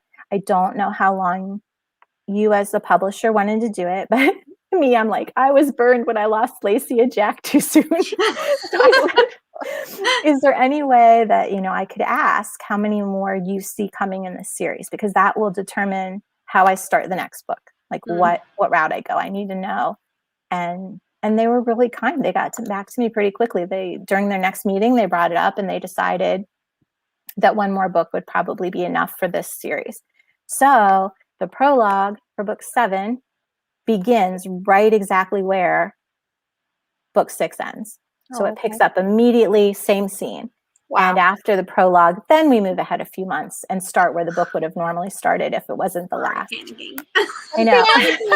I'm gonna be book 6, and I'm like, I'm gonna be a hot mess in that live stream. Just so we're clear. I can't wait to see what you think. I'm gonna be a hot mess. And then all the prologues, I needed them because when you build a world for 6 books, there's just so many things. There's so many questions. There's the mystery blogger who everyone wants to know about, and we don't even know who that is yet. And there's a curse. The curse is it real? Is it not real? Hopefully it's not real. There's so many. There's so many things that have to be handled, and so I needed prologues, and they gave me all the space and all the prologues, and they just let me. And I think I wrapped every single thing up. I think that it's satisfying. I hope that when you finish book 7, it will be so satisfying that you want to read it all over again, because then you'll know, you'll know the end. So then it's kind of nice. I reread the series I like because I know when they get stressed out, it's going to be okay. Just hang in there for it's gonna be 2 more books. It'll be all right. Oh, Christine just finished Partners in Lime. That's amazing. Yay. Alicia, book 7. Book 7 comes out. Oh, it's a birthday book. You have to remind me that when it gets closer. And then I love Heather here. I need to read the Kitty Couture. I won't throw anything at you, but you got to read it. It's so good. Yeah, that's a series that I'd like to write more of. I don't know how that would work, but we'll see. I haven't given up on Lucy and Jack yet. I will never give up on them. Hashtag need more Kitty Couture. Charles, to answer your question, the Blaze line is actually discontinued, so you'd have to get those books, either, you can get ebooks on Amazon or eBay, used bookstores, things of that nature. And hope that someone else in your town doesn't know about the Blazes and snap them up. Because once they're gone, they're gone. Like Jen did. I'm starting Live and Let Shy. Yay! Oh, I hope you love it. I'm so excited. While we're on this, I do need to bring it up, Nicole, because I did talk to you about it, but we also, when you posted your thing, I'm going to be on vacation September 15th when we were supposed to have a live stream. So I don't know how people can read it ahead of time. Like, can we have a live stream on Monday, on Saturday, on Sunday? Let me tell you. Let me see. I don't know if this is the answer to everything, but last year in preparation for the Bonnie Clyde series, I revamped my website. I got I used to have a Julie Chase website and a Brie Baker website. Everything's in one place. And I put a tab on my website called Reading Royalty, because my publishing house is now called Cozy Queen Publishing, which you guys practically named, right? Like, I'm running with this. I'm going with it. It's awesome. I love that. I love it. I formed my LLC, Cozy Queen Publishing, and now I've got my reading royalty. And you can subscribe to a romantic suspense newsletter, which I haven't done anything with. I'm really sorry. I've been so busy. It makes me feel better because I was like, I thought you were supposed to have them come out like once or twice a month, and I'm like, I haven't got anything. I asked Nicole the other day. I was like, are they coming out? No. Am I missing them? I'm such a failure on that part. And then I've been trying to send 2 newsletters a month to my Cozy Club, all about cozy stuff, and I have been pretty good about that until this last month. I only got 1, and I think next month it might only be 1 too. But anyway, on that same page with the reading royalty, there's a place to sign up if you're interested in being part of my ARC team.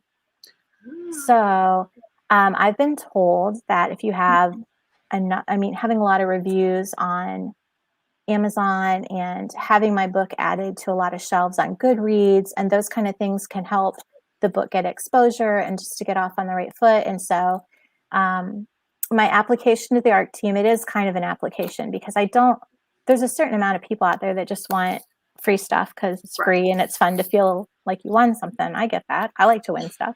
But I don't want to just give it out to absolutely everybody. So I ask things like for your Goodreads profile so I can see if you actually, do you use that website? And then ask for a link to a review you've done, like any review in the last 6 months. Because if you're like me, who gives stars, but I never write reviews. I just don't.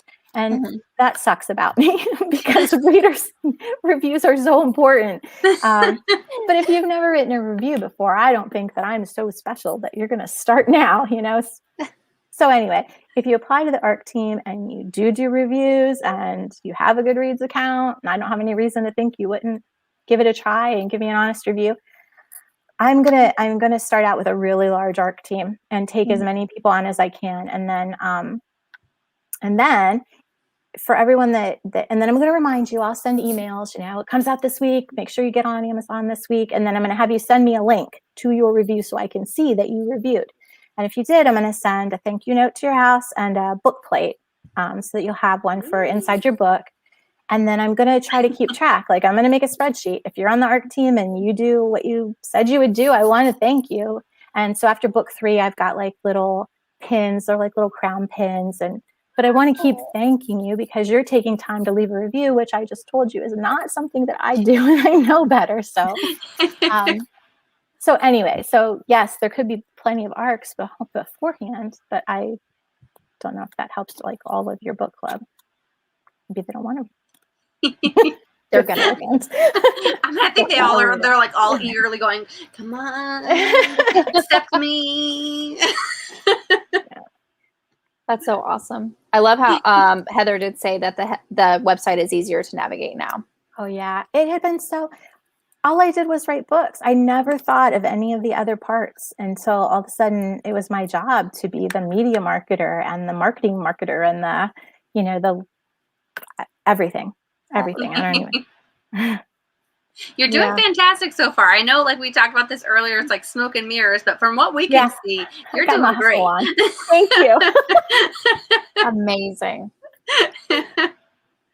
Charles, just backing up to this question to answer, there is actually a Harlequin romantic suspense that is steamy. So it just says romantic suspense. And I think they're all like this maroon color, but yeah, this is one of them that I just recently bought. So I'm really excited to start it. So this is romantic suspense, but it's more steamy than the Intrigue line. Yep, it's a little bit long. I think those are 70,000 words instead of 55, so they're a little longer, and they put the romance first. Whereas the intrigues are more, you hit the ground running and it's the action first and the relationship builds in the background, like it builds along. But yeah, they get more words and they get more steam stuff. More sexy times. Yeah. Charles is like converted over to Harlequin. He's like, I got this. It's all done. You said you were in a slump earlier, so this is going to be the end of it. There you go. You have so many things now. That's awesome.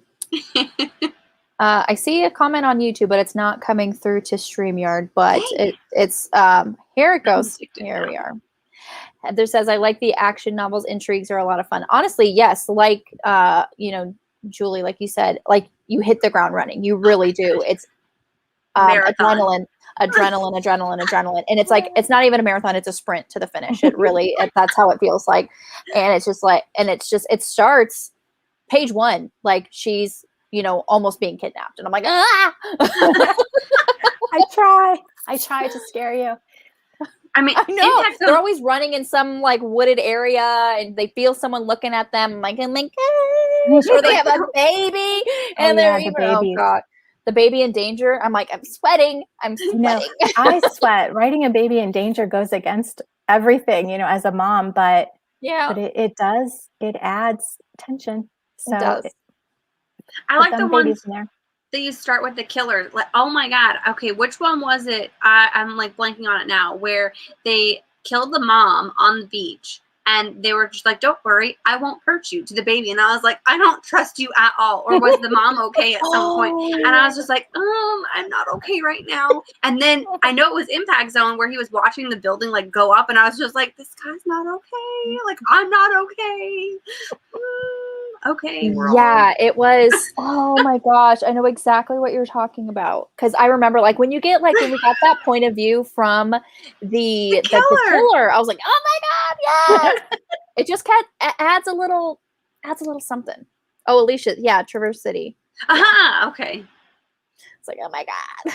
Yeah. Okay. As soon as they were just like, it's okay, I won't hurt you, and I was like, I don't trust you because you just killed the mom. Okay, you've not. No. It was the first book in the series. Got it. Okay. I was just like, why does that sound so familiar? I was like, oh my gosh. Yeah. Whenever, hi Bree, how are you? Yeah. Whenever the killer or, the stalker or something gets like a point of view, I'm just like, oh my God, this is so. It like adds that extra level and I can't. And then at the end, and I think of Dangerous Knowledge because I was really, was it Dangerous Knowledge? No. Oh my God. Which was the one protecting his witness? The rapey one. I'm so sorry. It's okay. But when he was just like, you were liking it, you love me. And I was just like, no, I don't like this point of view from you. Please go away. You're like, no.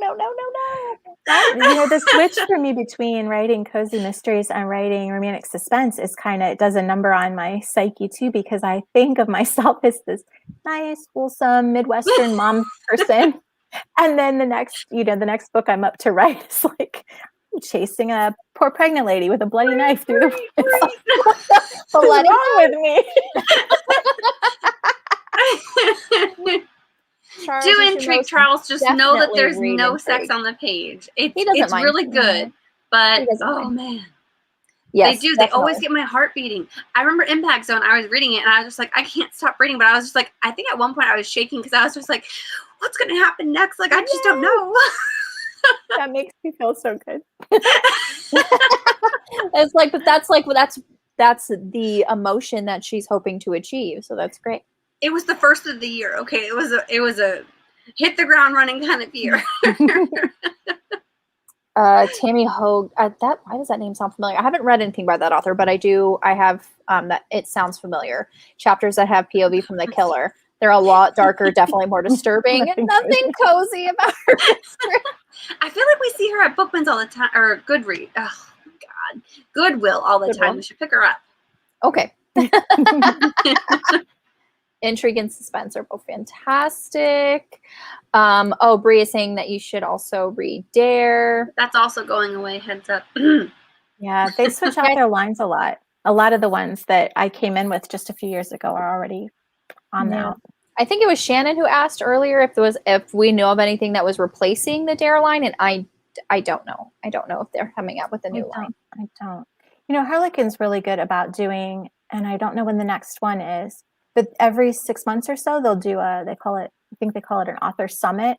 But basically it's just we all get online and they talk to us about what their marketing research has brought back, and sometimes they change the looks of the books. When I started writing for Harlequin in 2018, it was very much alpha hero and beta beta female kind of, there was the rescue, but then within a year, their feedback was, we want the woman to save herself. And so there was a switch in what they wanted from us. They changed the covers. Yeah, I don't know where I'm going with that. Oh, I'll know more at the next summit, what the plans are, what the new lines are going to be. And I look forward to that too. I'm excited. Yeah, I love how your female characters that, they do need a little bit of saving, but they're badass enough to kind of hold their own, which is, I like. Yeah. Oh, okay, so I know I keep talking about her, my friend Janie. If she's watching this, or not, she's not watching it. She's in the middle of trying to move across the country, but if she was, she's probably like, shut up. But look, she's got, she has all this stuff, and she's got this tagline. It's like, I believe in heroes, but I can save myself.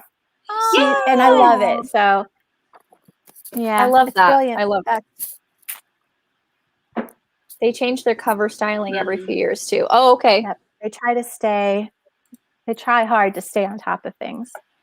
On what's, like the trends and stuff. On what, the content, the look, what's appealing, what the readers want. Right. Awesome. Jen, do you have more questions? Oh, I'm drinking my margarita. Hold on. Let's get my face on here.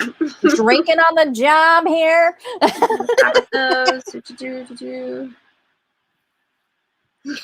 We already answered this, but I like how I ended this question. It says, again, on the same process, it was like 3 questions in a row. Like, you have 8, you have some spin-off series. Do you plan to stop at 8? And then I'm like, if you have a stopping point in mind, do you already have ideas for the next series, or should I just calm down? I've got ideas. But I'm always open to ideas too. So this was a question, so kind of pinging off of what Deja had asked earlier about what is your favorite book that you've read so far this year. But what book are you most looking forward to this year? I'm assuming for yours, I would hope it's your probably new cozy mystery. Or is there a series of...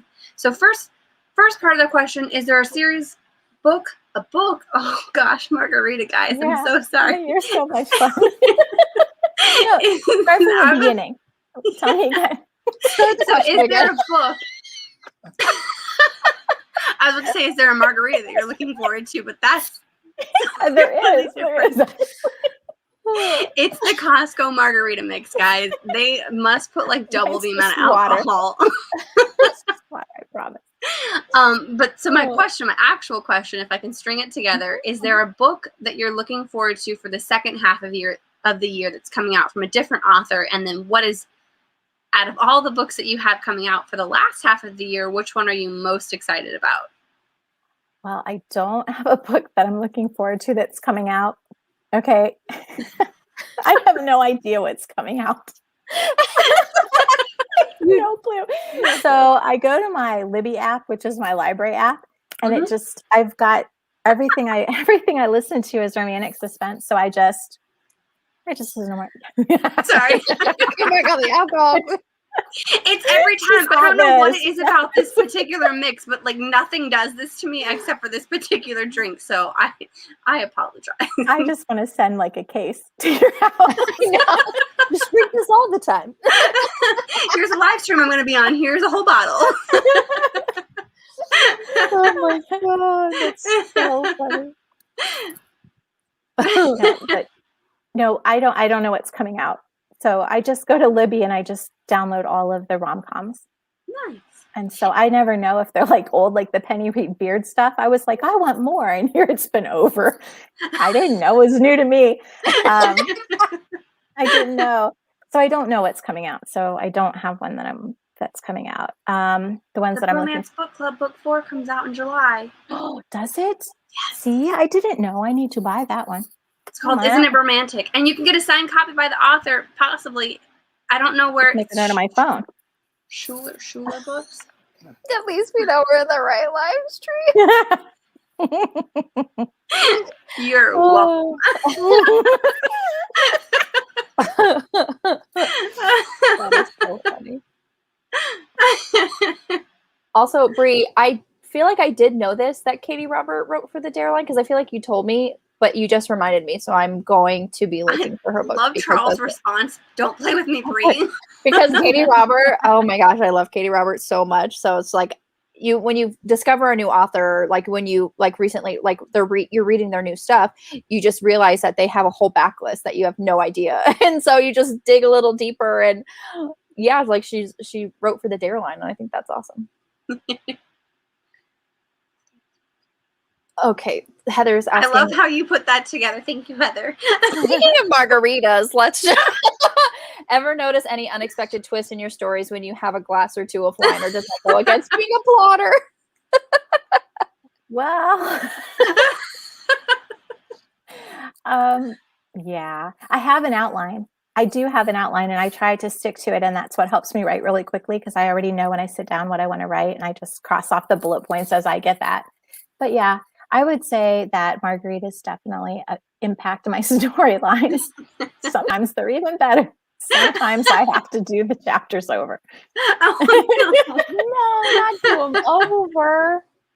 I don't know what it is, but I feel like I am slightly intoxicated every time I go to start writing like a sex scene. Like, I don't know why. It's like I just feel like okay, I'm intoxicated. Let's write the sex scene. It's just what I want, apparently. Sorry, I read Heather's comment, and Heather's become my new favorite person in the chat. Sorry, everybody else. But yes, Wow. I'm looking forward to this so much. Yeah, Vlad. And so Julie, Lisa K. Adams, I think it's Lisa. Oh God, I don't know. She has an author page also on Facebook if you wanted to follow her. She gives actual snippets from the book, so if you wanted to like read ahead. I know that you probably listen to them though, so never mind. But well, I do listen to them. I only read 35 books last year, which is a lot for me, but it's like what you guys read per week. That's Nicole. You also like wrote 11 books, so yeah.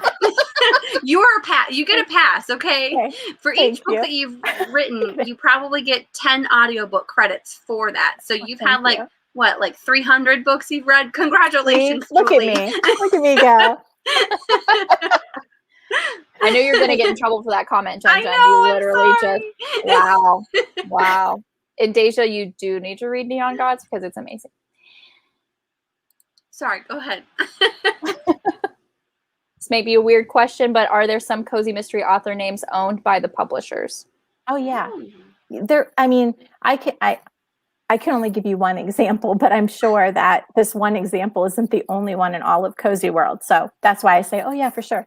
Because my Jacqueline Frost name that I write the Christmas Tree Farm series, that is Crooked Lane. I had written the first 3 Kitty Couture books, and at the time, my agent I was new to my agent, and she was, getting used to me, and she kept saying things like, don't take on too much. I don't want you to get burnt out, but my brain is always full. And so I write a lot of books because that's just how I work. So I had written the first 3 books in a year. And at that time, 3 books a year was like, everyone was like, wow, she wrote 3 books this year. Oh, the good old days. And I wanted a 4th book. And they were like, a 4th book, the book 1 hasn't even come out yet. You can't, we can't buy a 4th book from you until we see if the first book's going to sell, which, So what am I supposed to do with my time?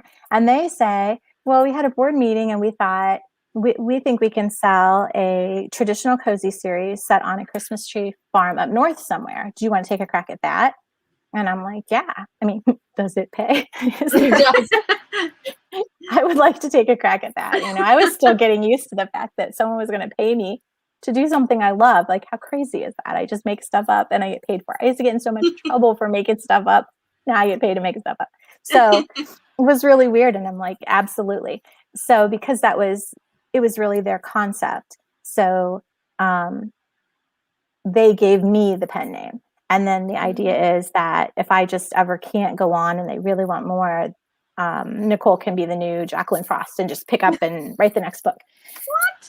So, I could never. I was like, who could try to be you? That's not, They definitely, but the name, the Jacqueline Frost is them. And so I'm just one like little small fish in this world. And I write as a name owned by a publisher. I bet that's pretty common. Yeah, I love that, Brie. I love that you're here and you asked that because I was recording a podcast episode with Brie and Sarah. And we started talking about you. Well, I started that podcast. Sorry. So we started talking about you, and I said like you have like so many pen names, and we got onto this topic of just like why like would someone have so many pen names? Like is one owned by it's like they can't, or there's like a no competing clause or something like that, so you have to write for a different name or something. I don't know about that part, but Jacqueline Frost, that was that story with Julie Chase with my Kitty Couture's. For me, with that, I had written a bunch of stuff with small presses, and I just hadn't had a breakout novel. Everything was just kind of sludging along, and I wasn't getting any traction. So that publisher asked me if I'd be willing to write under a new name because they thought being able to say it's a debut by Julie Chase could get them some added exposure, because that word debut holds a lot of weight for marketing. So I picked a pen name. And then the same thing with Brie Baker. They wanted to set this Seaside series apart from the other cozies that I'd written. And by having that one name for that series, it gave their marketing department the ability to say a debut by Brie Baker, and they could kind of control almost the character of who Brie Baker is. She writes this is her. So it was always a marketing kind of thing. And as a new writer, you're just so honored that anyone is willing to pay you to write. That's amazing. That's so profound. And so many people want to do it. And it just takes a certain amount of luck and timing, and, like the stars have to align and everything else. So you never want to say no. And that's how I ended up with that name too.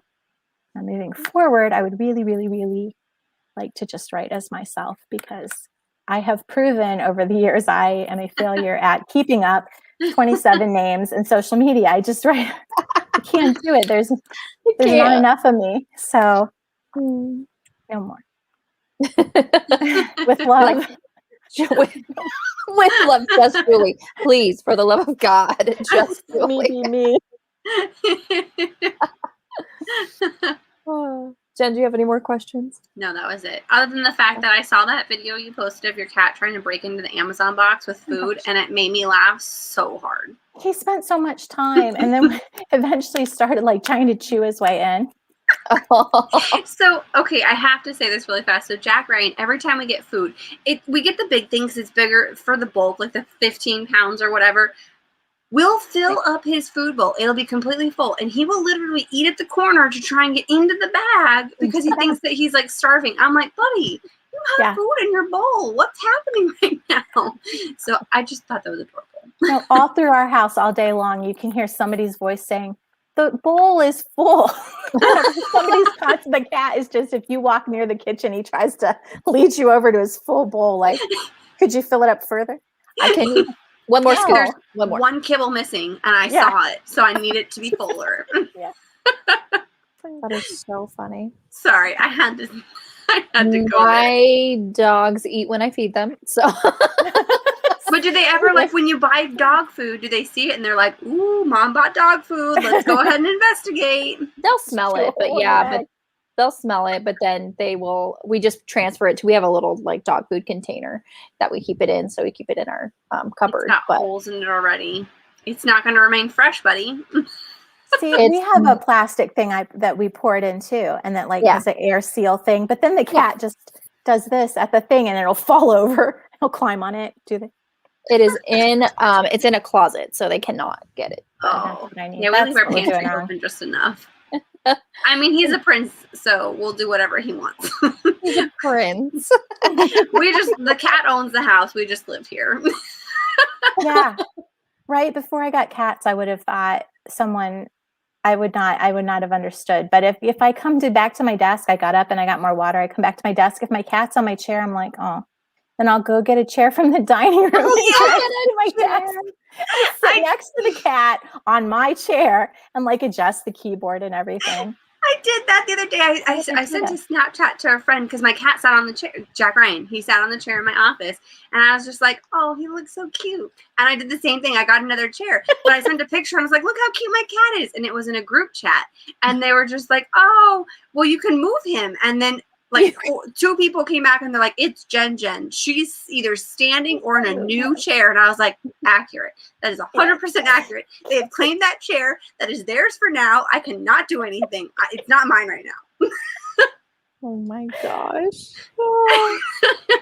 The need to pee does not exist when you have a cat that chooses to lay on you. If they have chosen you, you will sit there until your bladder explodes. Yeah. Mm-hmm. I will die by that rule. Yep. Don't touch them or look at them too much or anything that might cause them to move.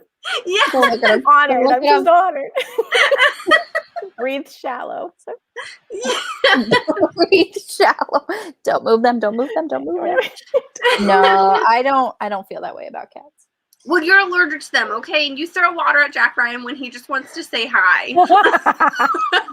He honestly, I had given him a chance and he refused. So that's what happened. He was just sniffing your drink. It was fine. He would have backed away. He was sniffing my drink on my glass and that I'm allergic to cats. So if I were to then take a drink out of that glass, my face would swell up. Fine. Jen would let her face swell up. Jen would let her face swell. I'm sorry. I like myself more. But I just thought it was funny that he got his revenge that same night because that was the day that we were doing our bookmarks for everybody. And so he comes up. He's never done this before, ever. He goes and he sits on the back of her chair and just sits and stares at her the whole time that she's painting. And I'm just like, you did that to yourself. I'm like, as long as you don't touch me, you can sit wherever you want. I really don't care. All like, right. Don't touch me. Don't try to eat my shoes. He tries to eat my shoes. I'm like, he doesn't eat your shoes. He smells them. He likes the outdoors. Okay.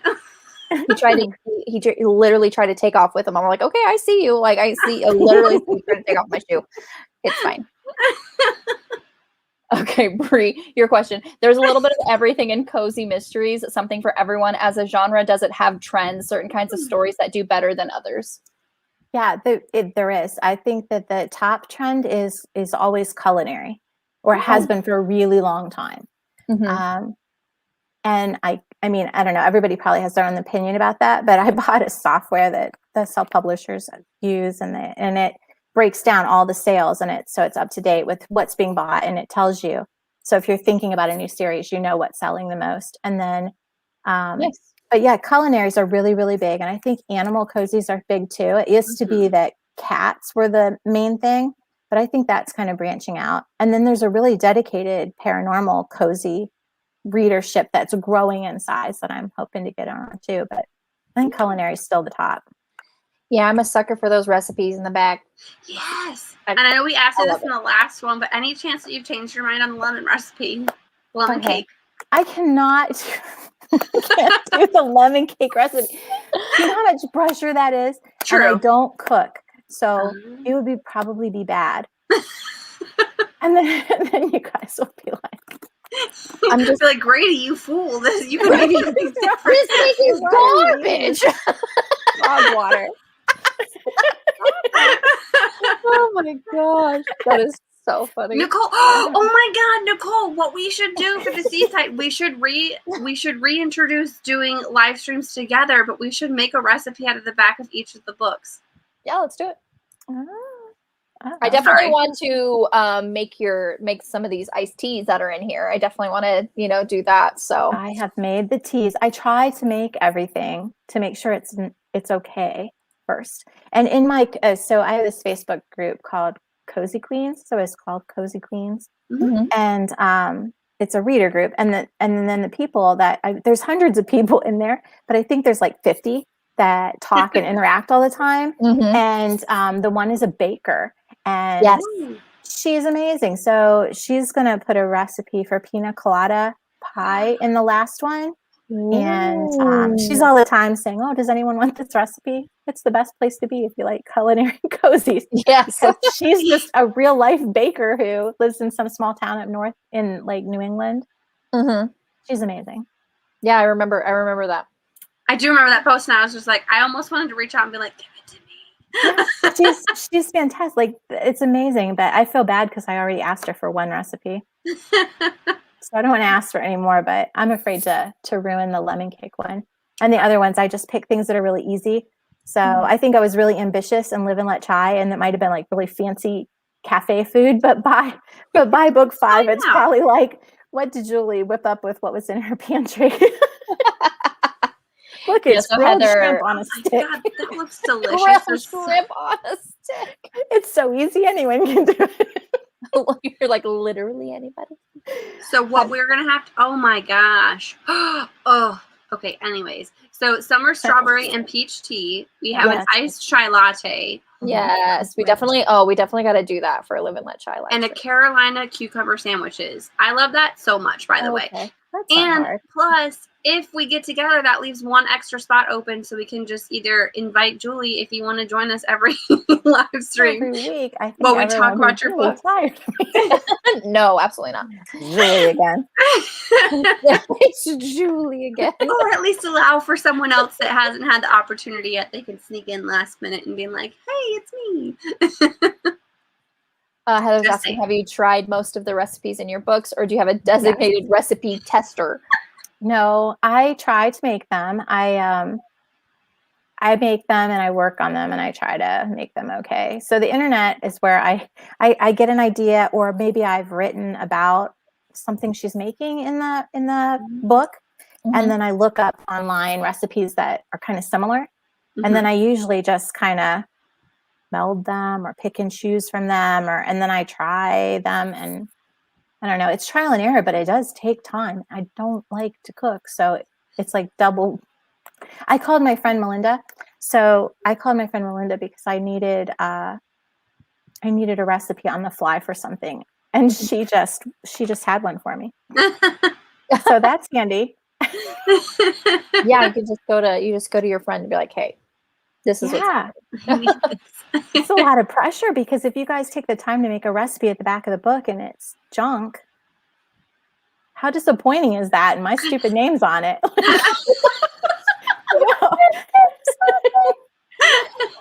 Is one of your recipes the dump cake, the pineapple cherry dump cake? I did Bless make that. the West Virginia books, because those recipes are easy. I did make fried that. bologna sandwich. You fry bologna. You put it on a sandwich. It was really good. I really enjoyed it when I made it. So. The dump cake is, that's all stuff I grew up eating. Yeah. So that's kind of fun. Yeah. Have you ever considered publishing a book of all of your recipes, or do they belong to the publishers? I don't know who they belong to. I don't know. Once I've published them in the books, they might be part of the series then. I don't know. The characters, the contracts usually go, if you want to write more about that character, you have to. Bye, Shannon. Bye, Shannon. Bye, Shannon. So the characters, then the publishers get the right to first refusal. I think that's what it's called. So if I write another story with those characters, I have to present it to them first, and they can decide if it feels like something that they want to publish or not before I can do anything else with it. But I don't know. That's the characters. I don't know about the recipes. I think Source Books did a cozy mystery cookbook. I think it might have been like last year. One of Denise Swanson's books was coming out, because I contributed a recipe to it. I think I bought it for you. Book. Yeah, I think I have that book. I think I gifted it to you. I was like, you like cozy mysteries? Here you go. Oh, it is. Oh my God, I see it. See, it's over there. I was like, I think I bought that for you. Oh my gosh, that's so funny. Oh, maybe. I need to read that series so bad. I haven't read that one either, but I read until book 6. See, again, that's pretty extensive. That's a pretty extensive series. It's a lot. It's a lot of books.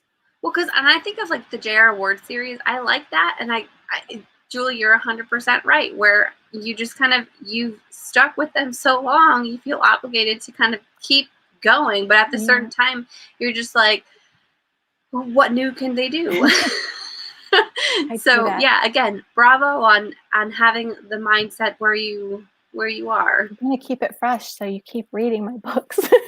I will. It's really, you could be a really fantastic writer, because one of the book series that I won't say, that is my one that I just keep buying because I buy all of the books. and I want that same thrill that I got in the first 5, and it's not really there anymore, but I'm not ready to give up on it.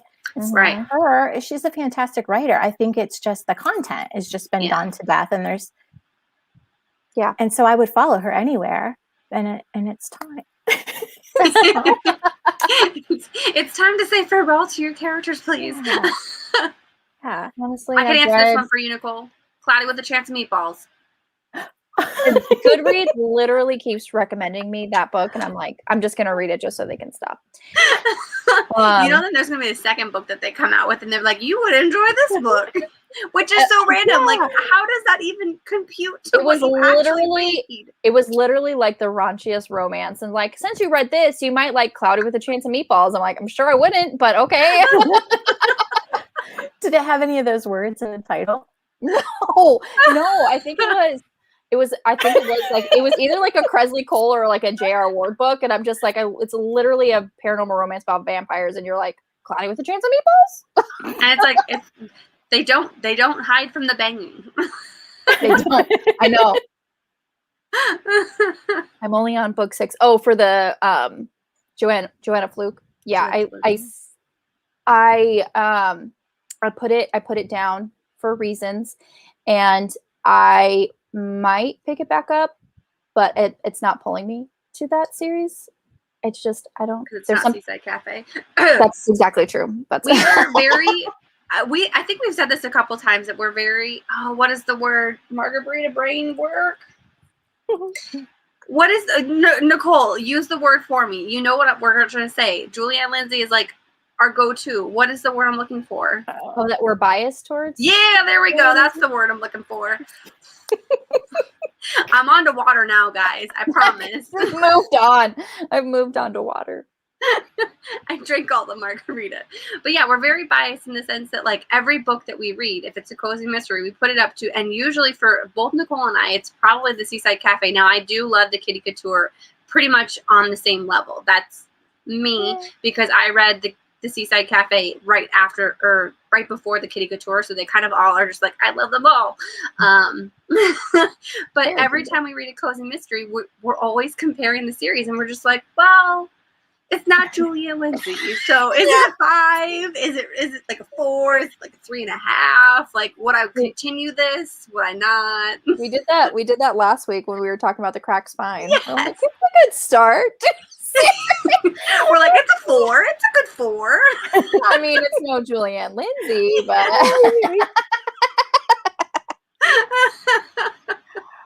for reasons, spill the tea. Deja.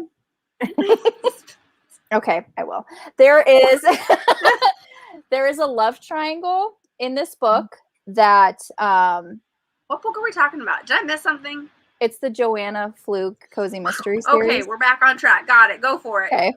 So yeah, there's a love triangle, and she's dating both of these men pretty openly, like she's not, picking one or the other.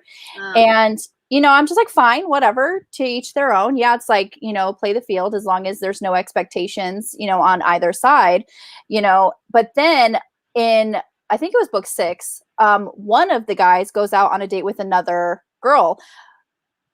Behind the scenes, that it's not a real date. They're coworkers. They're on a friend, dinner or whatever. So she gets jealous and she gets mad at him and starts pushing him away. It's like, oh, because you started dating this other person. I'm like, woman, you are literally like, you saw them while you were on a date with the other guy. Like, I don't even want to talk to you right now. Like, I don't even want to, like, you can't even do this to me right now. You cannot be mad at him for him doing the exact same thing that you're doing. But then as a reader, that's not what he's doing. It's literally just a friend, but okay.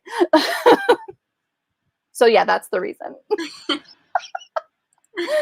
Heather had it again because I was thinking the go-to author. Go-to. Biased worked as well, but the go-to was what I was looking for. Super sorry, guys. It was like, we all know Goodreads is. Yeah, I don't understand where that came from. I'm not gonna lie, I do that too. Even if it's not a cozy. Because you do the romantic suspense, so I was just like, I always look for that romance. So I'm starting to get into rom-com a little bit, just as you are, because I think there's a couple of them where I've seen the cover and I'm just like, oh, that looks really cute. So cute, and it's available. So I'm just like, oh, I'll read this, and they're so adorable, and it gives you that happy feels. And there's also like frustration. You're like, come on, just freaking talk to each other. Because if you would talk to one another, it would solve all your problems. But yeah, the communication, the miscommunication trope. That's really frustrating. I mean, I know it's a trope, it's a thing, but it makes me very angry. Sure. It's like use the words, speak to each other. Yes, because you feel like you're being led along by your nose, you know, through this book, and there's got to be a more clever way to keep the tension going without just not talking to each other. That can't be the thing. That's annoying. You won an impact zone. You gave us the perfect man. Honestly, he is the perfect man. He is. He'll do something and you're just like, oh, if you had just talked, and like literally the next scene he explains himself. I was just like, I was trying something new there. It worked beautifully. It was perfect. I had to sit down. I was just like, this man, I need to find him. Seriously, like you're reading and you're like, okay, well, you need to talk to her about it, or like y'all need to use your words and talk. And literally the next page, he's just like, you know what I've been thinking. This is how I feel. It's like he's talking about his emotions. What? He's literally having an open and honest conversation about how he feels, and that's amazing. I love it.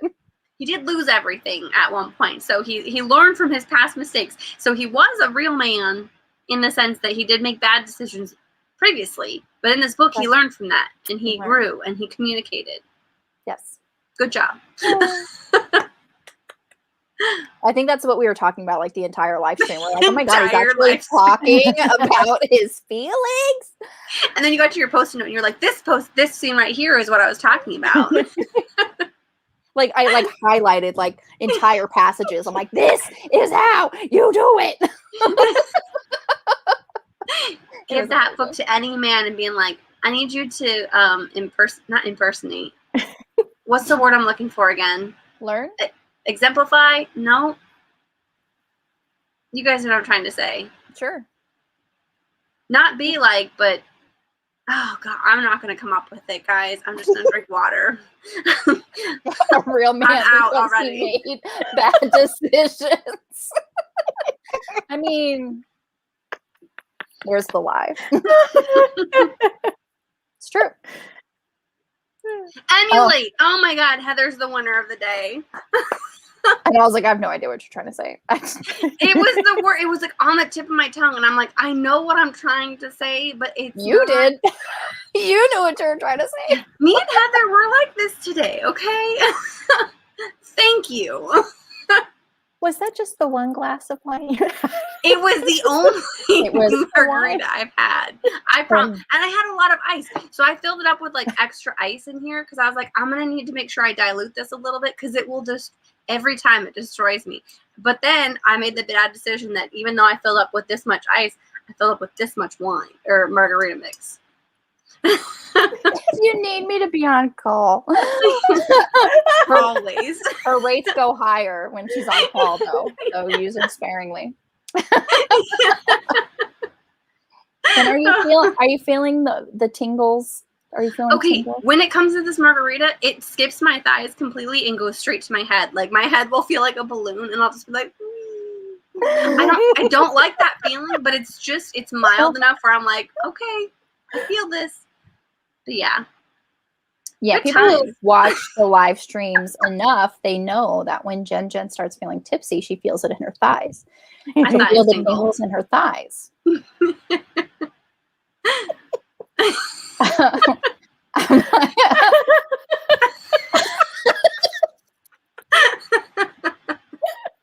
just like, okay, random place for it to start.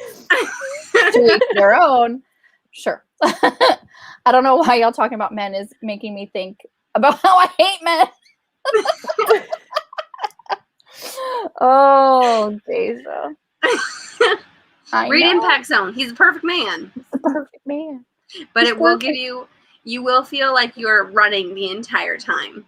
The entire time. Yeah. And I knew too, I was at one moment, I was just like, at some point someone's going to get a bomb strapped to him and we're just going to have to deal with that. And I was like, I wasn't ready for it. I wasn't ready for it. See your guy the other day and said he felt vibrating in his phone. Was his phone in his pocket or something? Okay, Heather, you're scaring me here because that's the exact same truth. I did as well. I wanted to start the year off well, so I even waited because I think you gave us an early copy, and so I was like, I'm gonna make this be the first book I read, and I did. Oh my gosh, that's so funny. It was a sprint, but I loved it so much. Again, there were times where I was just like, I gotta put this down for a minute. You gotta calm down. You gotta. You do. Breathe. And I just think of that one book too, and I'm terrible with which book it was, but where they were in the shed together. I think it was two sisters and the baby. Okay. And they were like, we got to shove the baby out somehow. And then the baby disappeared. I was like, the baby disappeared. We're all like hyperventilating. Yeah, it puts you so much on edge, but in like the best way. Woo. Yes. You got Bailey's. Oh my God. Heather. So good. Heather. I'm sorry. I love coffees and Baileys, but Missing in the Mountains. It was Missing in the Mountains. Yeah. Oh, Missing in the Mountains. Okay. Yes. Okay. Yes. Sorry. But yes, bring alcohol to the book club. That is seriously. Yeah. This was full. It is now empty, unfortunately, and I left my other one in the freezer, so that's gonna be fun. I think it's worse because I didn't have dinner before. I try to have dinner because I don't like to drink on an empty stomach, but we had a late lunch, and I was like, I'll be fine. But as you can see, you're fine. You're fine. All is good. I am fine in the sense that nothing is on fire behind me, so we're fine. That's the standard to which we hold. Nothing is on fire behind me, so it's fine. That is the standard. Okay, so sorry. You said you had no more questions. If no one else has any more questions in the comments, I just want to run through quickly all the books that are coming out. Not for everybody, just for you. Like, wow. Not for like everything, because I don't have that list, but I was like, prepare yourselves, friends, because it's a lot. We're no going on a fires equals marathon. good. Yes. Okay. So I'm taking this straight from the graphic that you made. So my memory is not this good. So yes. So the Cider Shop Rules is coming out. Partners in Lime. You're not going to give them the dates? This graphic does not have the dates, okay, ma'am. Hold on. Let me get my graphic. My different one up here. Hold on. I didn't have room for dates. I just did not have one. All right, you say one. Okay, so Cider Shop Rules. July 27th. Partners in Lime. August 31st.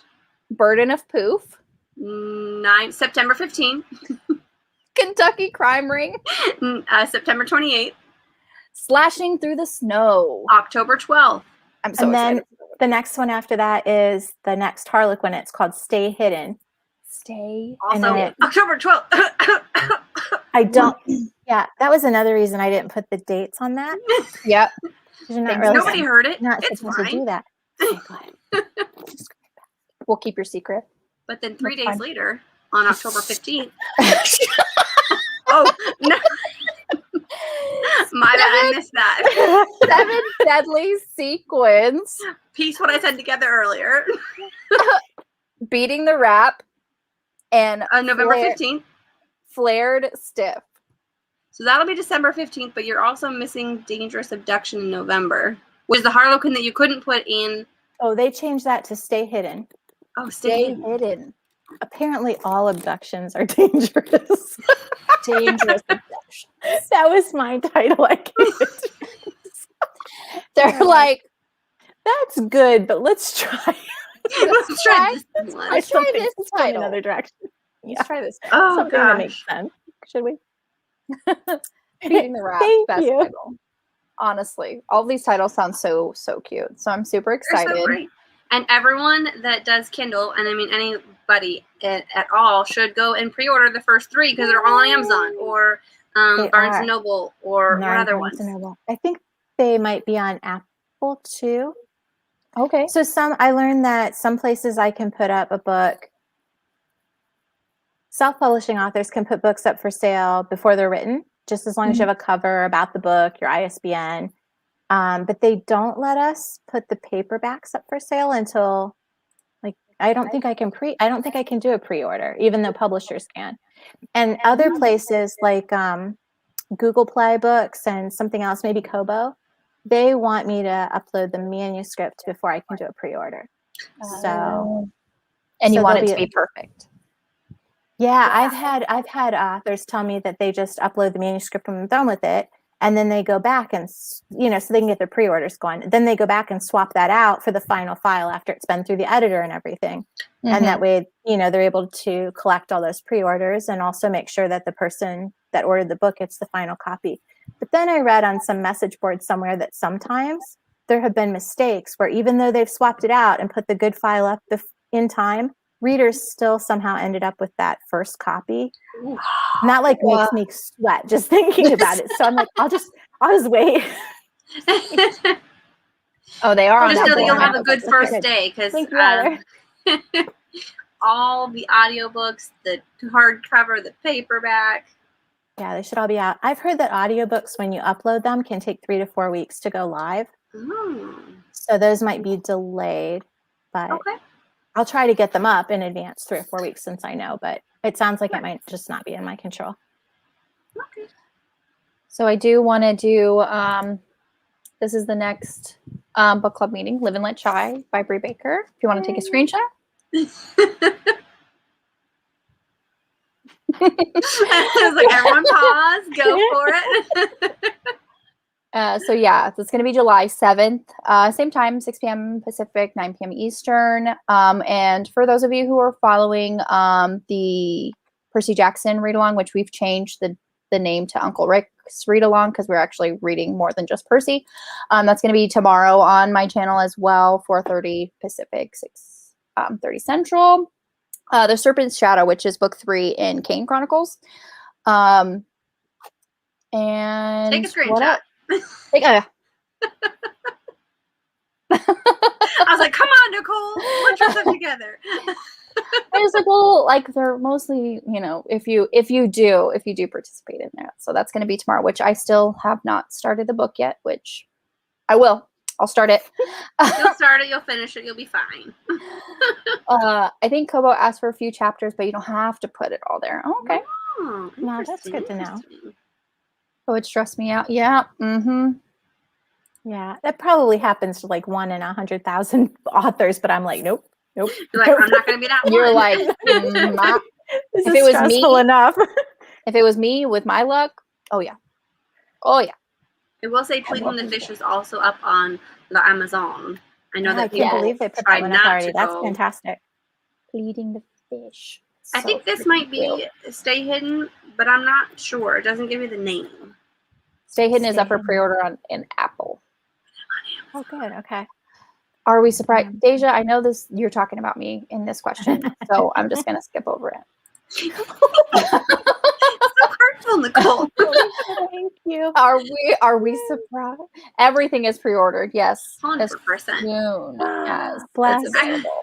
I remember, and I know I told you this because Jake Christoph had a book coming out and it was like $30 because it was a hardcover and it was huge. And I was like, there's no way I'm buying a hardcover for that amount.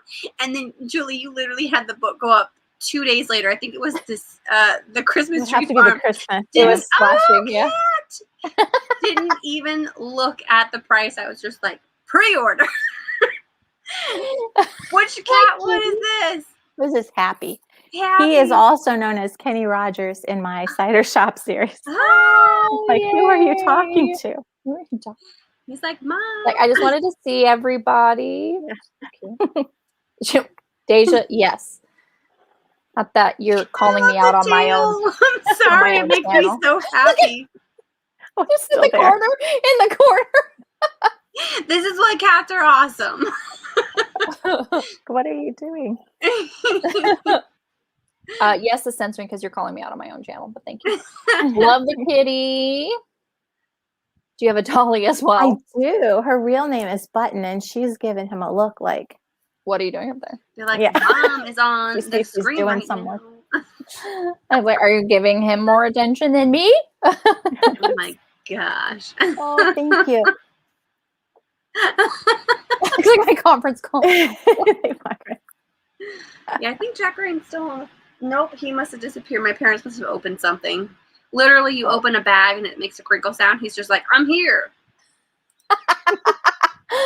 Remember that the next Swoon Sister live show. channel. Can't do it. At least I put your question up. I just wasn't going to answer it. I would have answered it, Deja. Jen, stop taking sides, because I will mute you as well. Don't make me go find my cat. So my cat walked around to the second monitor, and he's watching you guys from the second monitor. But I got a picture. I'll share with you. Oh, Yes. I'm around the so corner. intrigued. Like, who are these people you're talking to? They're like, hopefully nice. I like this one over here. She looks like she likes cats. She looks like a cat lady. I actually technically have a cat hidden back here. I've got Marie holding up the back. Because otherwise they just weren't Pull the sitting up cat straight. out. So I was like, okay. Just slowly pull the cat out. I mean, she's there. But see, this is what would have happened. So I can't. So I just have to have her here. Oh gosh. All right. Oh, good times. Well- Oh, now you can't see her. If All right. no one else has any more questions, thank you so much for coming on and Thank you, chatting with Julie. us. Thank you I for having me. really appreciate you. I'm so excited for everything that's coming out. Literally Yes. everything. Yes. Thank you. You can say nuts. You can say nuts because we are It unique. depends. Yeah.